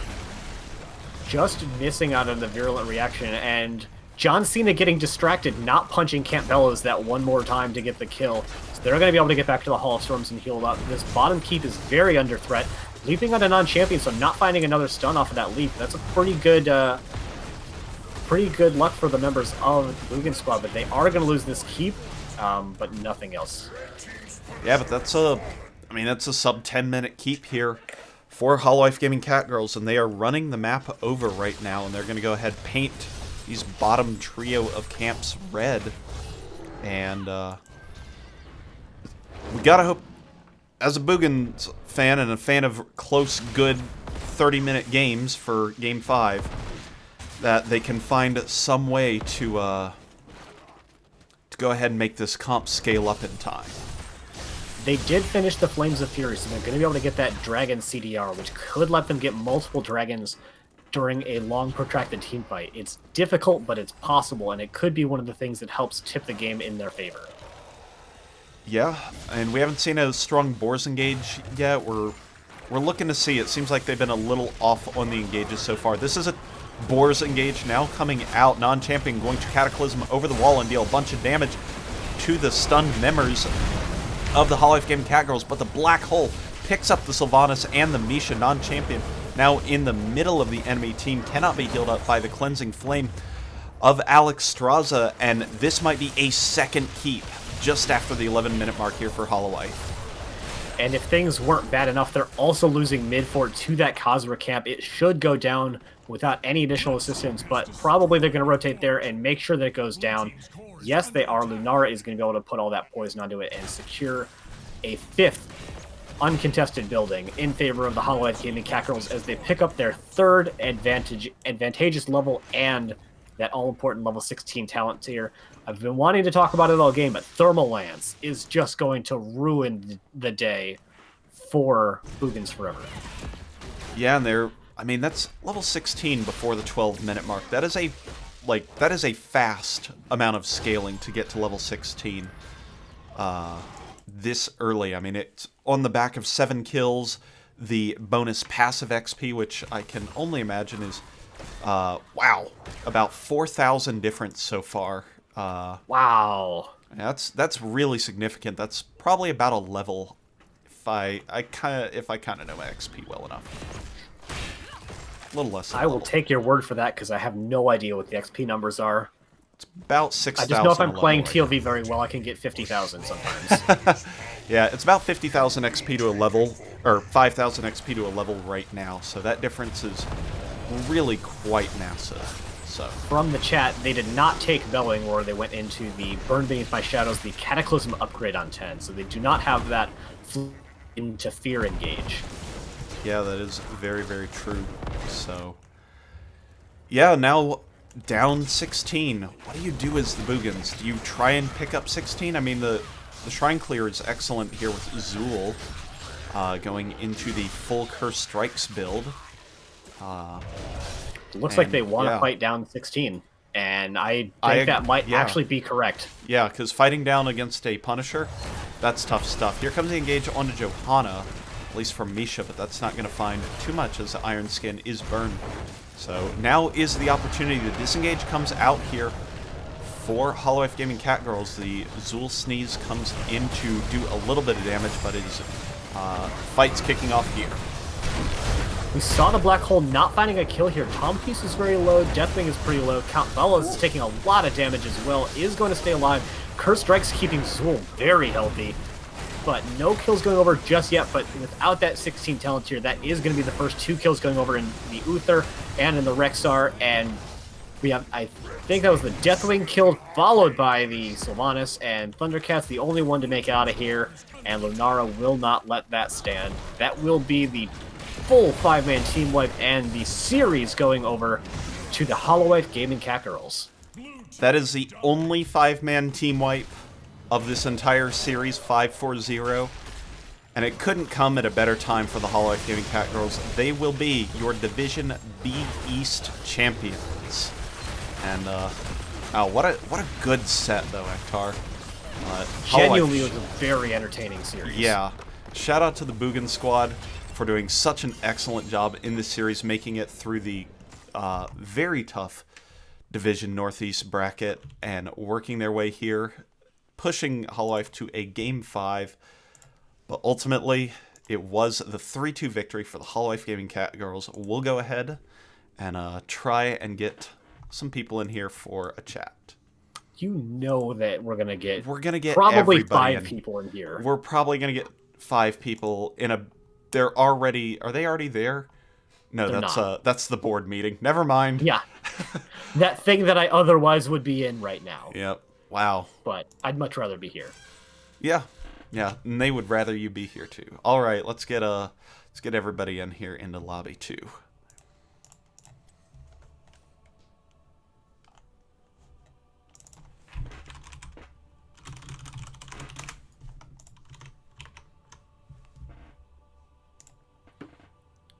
All right. Probably the camera position is about to change markedly.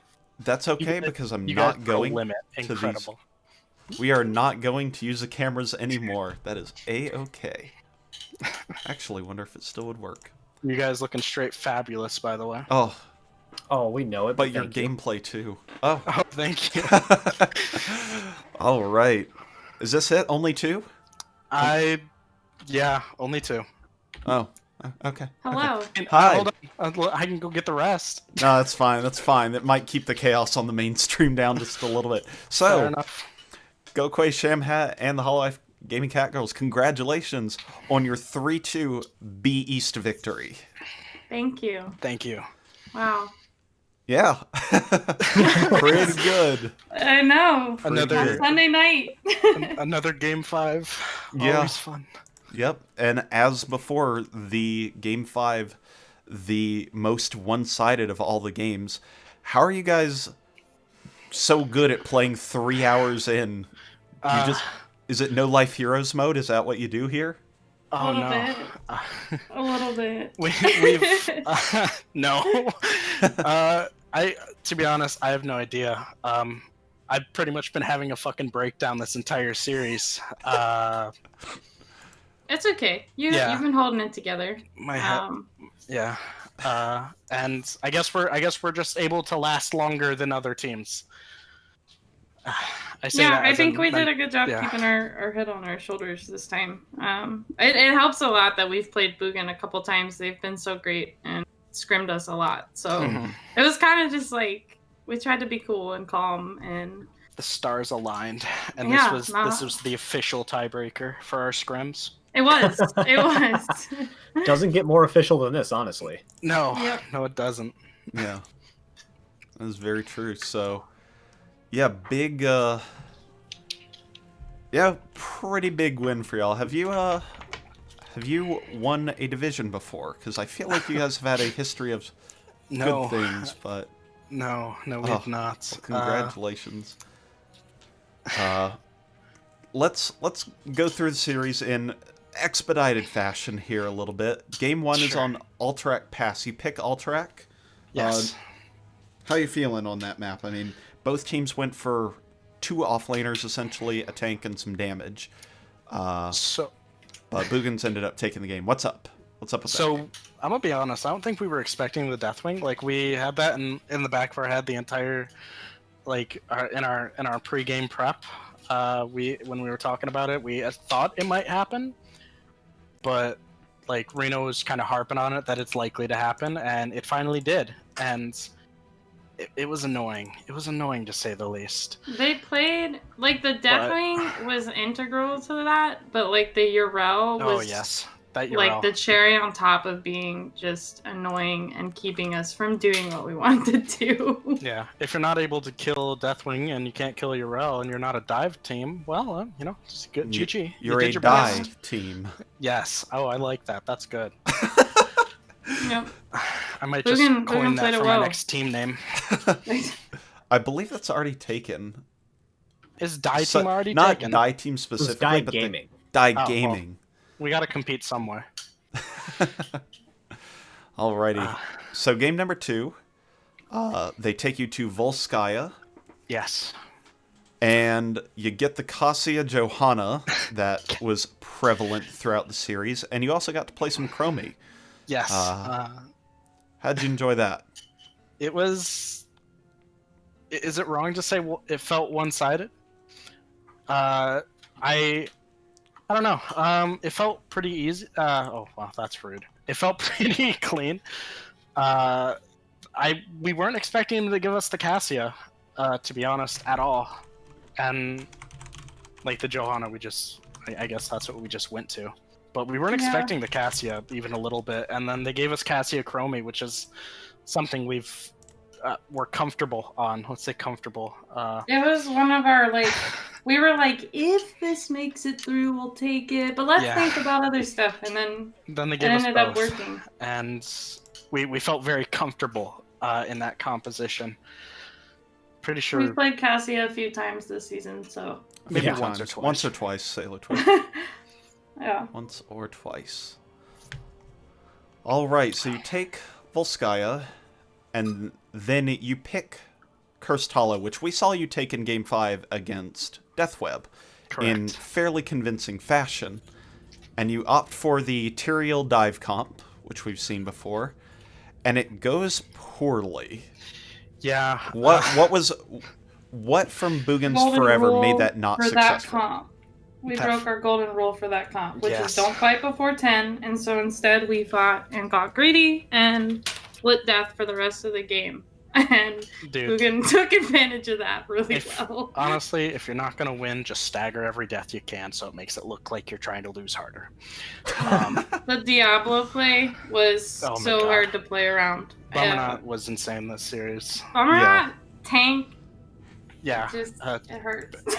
just ban the player. Not even his pick. Just ban the player. That was the Imperious ban, by the way. We would gone into this. We did not want to play him. Yeah, they do that good. That main tank Imperious is too strong. I mean, yeah, they narrowed your bans into Diablo Imperious for a significant amount of time because every game that Diablo's picked for them, Diablo won them the game. And in really, really expert fashion. So. 100%. Yeah. They really did make us do a lot of mental gymnastics to figure out our band priority. They had a lot of good options. Yeah. So. I will say that for that game number 3, I definitely felt like Shamhat, you were the MVP, even on the losing team. I think you had no less than 8 saves with Leap of Faith there. Thank you. You were so consistent with landing that and the chastise and barely getting heals out in time, and you kept the scissors right up until they were about to kill Core. I did. I was very impressed. I hung on. It felt good as Anduin. It would have felt better if we could have executed. I just love running the Light Bomb Genji. It would have felt a little better, but thank you. I feel like I've been landing those grips pretty more consistently, regularly, so... Yeah. Felt good. Yep, but the power of Bummernaut's Diablo was too much. Yes. It was. And it was too strong. They take game 3, so they're up 2-1, and you go, we'll break the first pick normal, and we're gonna go to Towers of Doom, where you know they're gonna ban Abathur. So what's your backup shenanigans strat? Was it specifically that? So I'm not gonna lie when I say that the Valera for me was on the table the entire time. It was up until 5 seconds. Yes. At the end of the last pick, we were like, maybe. Yeah, and we settled on the Medivh at the very last second. Why the Medivh? They had a blow-up comp, and we wanted to counter their blow-up comp, and Bummernaut happened to be on. A tank. A tank. It happened to be tank. As opposed to a god. No, right. they had a very nice comp. If I recall, did we get? No, they got the Stukov that game, right? Yes. Yeah. So they had the Stukov, Very, and Tychus. Very nasty comp right there, and just those 3 picks on top. I thought we lost the grab going into it. I didn't say it, but it looked so good. Their comp looked good. and Medivh, with that arcane explosion, turns your opponent's blow-up comp into your blow-up comp. Yes. And there were several times where thousands of points of damage got absorbed by that shield and just popped nearby heroes. Yes. Yeah. You got a double kill on Varian and Blaze with arcane explosion. You're goddamn right. Also, you fucking 1v4 during that bottom fight. That was insane. That was definitely like the highlight fight of the series for me personally. Yeah. It's always fun to have a 9-death team fight with the last solo remaining person just standing to own it all. And it happened to be Goku. I think that was our first Medivh that we pulled out in a game ever. We've done a little bit of practices here and there in scrims, but With Sailor. with on Sailor. Medivh. Sailor's We've our not done Medivh it with player, the by the Goku way. Medivh. We've done Yeah. it with Sailor Medivh. But you So- needed the Cassia. They let you have Yes, yeah, We did. and I hate playing it, so I give it to someone who knows what they're doing with it. And it went well, to say the least. Yeah. it. I only have one more question. Why not Hanamura? Okay. It was like a coin flip a little bit. So, pretty good answer for you. The map sucks. hmm I Yeah. mean, you know, I if you want to see us just take camps for 20 minutes, then I'm down for that. You know, we can. I'm pretty sure Boogans is listening. We could do it. You know, we could do another game. Exhibition Hanamura. Yeah, there you go. Expedition. But yes, no, I hate the map, and none of us like it. So we just, Yeah, we like Shrines better. yeah, Up there. We've we like played it Sky a Temple lot better too. as well. Yeah, I do. Agreed. Yeah. I can agree with you there. I like playing it, but yeah. I can agree with your sentiment, but I don't like it better than Sky Temple. That's okay. Fair enough. All right, so game number 5, you go to Infernal Shrines, you get they draft the weirdest comp of the series, I would They say. drafted Boogan comp. That's what Yes. they did. That's the And Boogan it's always comp? scary when they do Yeah. that. Don't know Sham what is they're gonna a unleash. Sham is a Boogan fan. as you I'm a big fan. can I tell. love them. Yes. I do. They're known for drafting weird shit, and it came out, and didn't. I think that scrimming them this season helped us be prepared 100%. for that. I hope they're not listening so that they'll still scrim us next season. But Please don't scrim us. I don't need a confidence loser. Oh, well, I'm joking. yep. And we were confident that they were not solo healing Uther because Yeah. they haven't played Uther this season really. Yep. Despite their healer picking it, we didn't believe them. You didn't And fall you for did it. end up banning out the Ana. We have no way of knowing if they were picking Ana specifically if it was available, but you did show that you were confident that they were going to pick up another healer. Sham, DM Tom and figure it out. I'm gonna ask them. I know that they were thinking about an Alex comp too, so it's possible that that's what they were going for, the double dragon. But we may never know. They don't like to reveal their secrets because they like to do fun stuff. So Yeah. That's fair. yeah. But yeah, we were pretty confident it was an Uther main tank, and so we drafted with that in mind. Yeah, and that was And evident in you Lunar.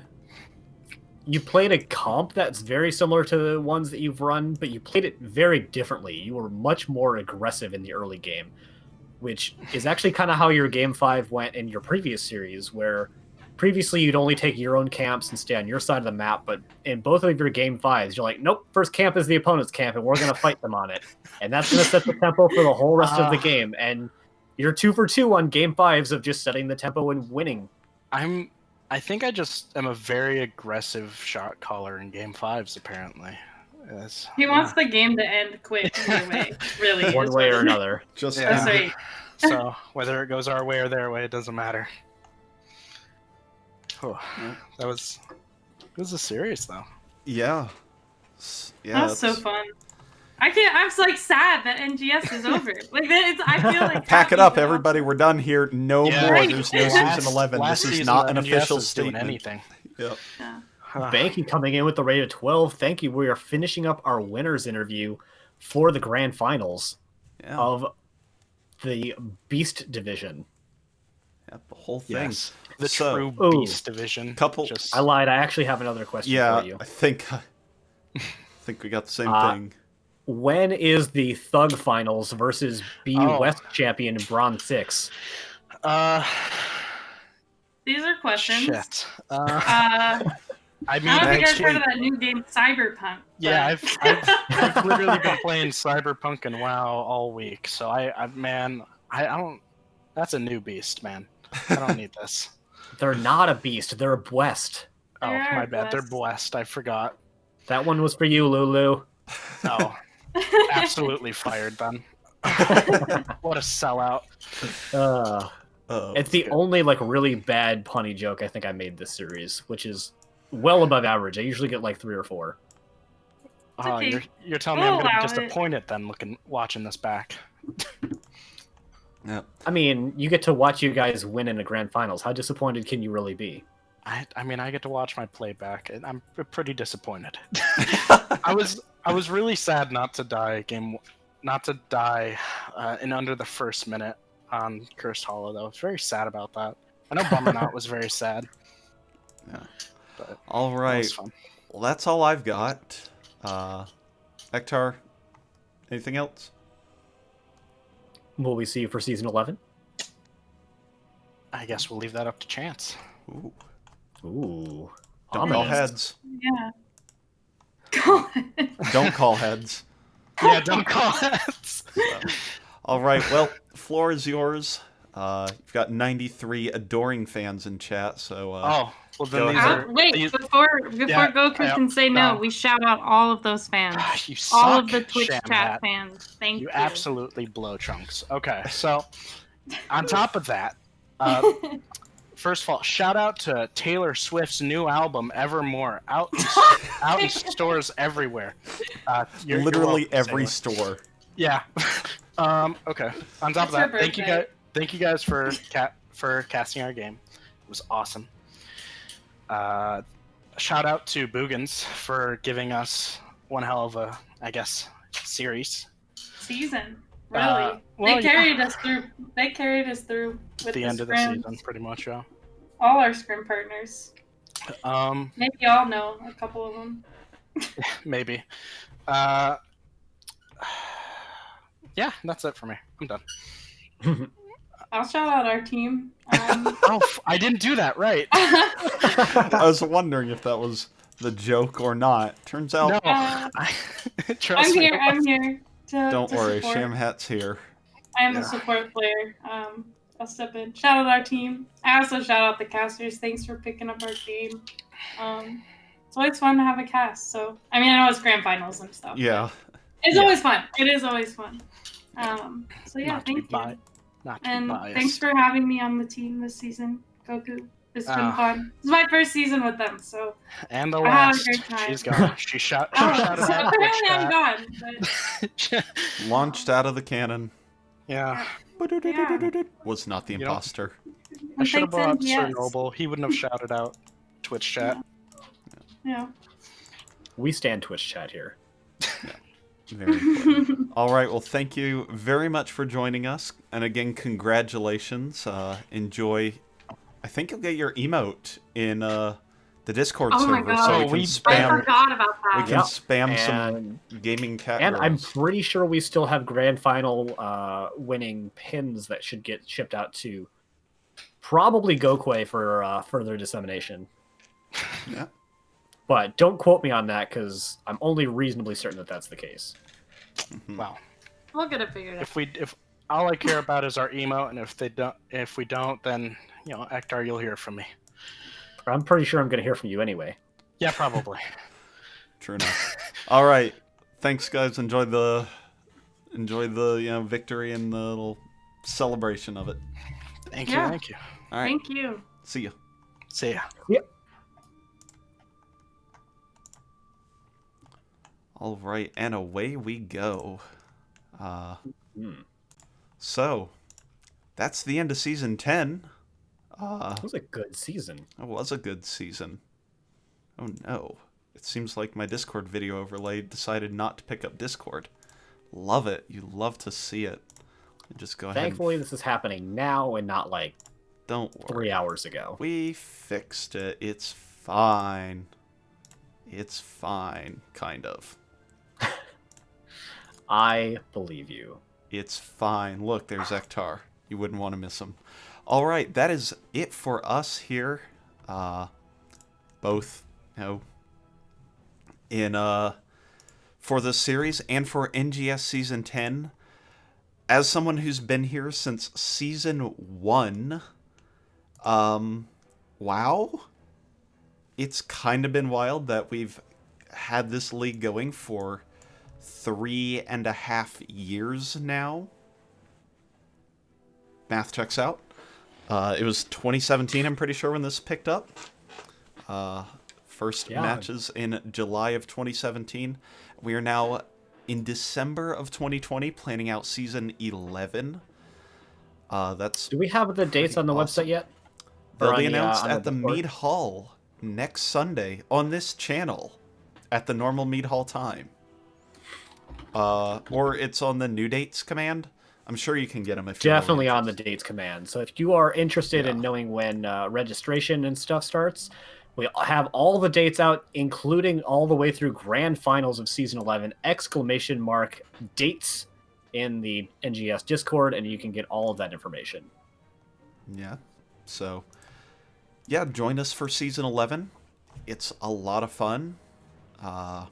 We'll be here doing our normal stuff, casting, div modding, head modding, making whatever. It'll be a good time, and I'm had a good time casting with you this season, Ectar. I've had a good time casting with you as well. Hey. And we've already got our raid picked out. I'm going to push the first button, which will put us on that timer. We are going to be raiding Odd Thought. I don't know if he's still a writer, but he was at least definitely formerly a writer, still a player in NGS, or at least he was before the season officially ends today. And so we're going to get on over there. Make sure you say hi to him. Yeah.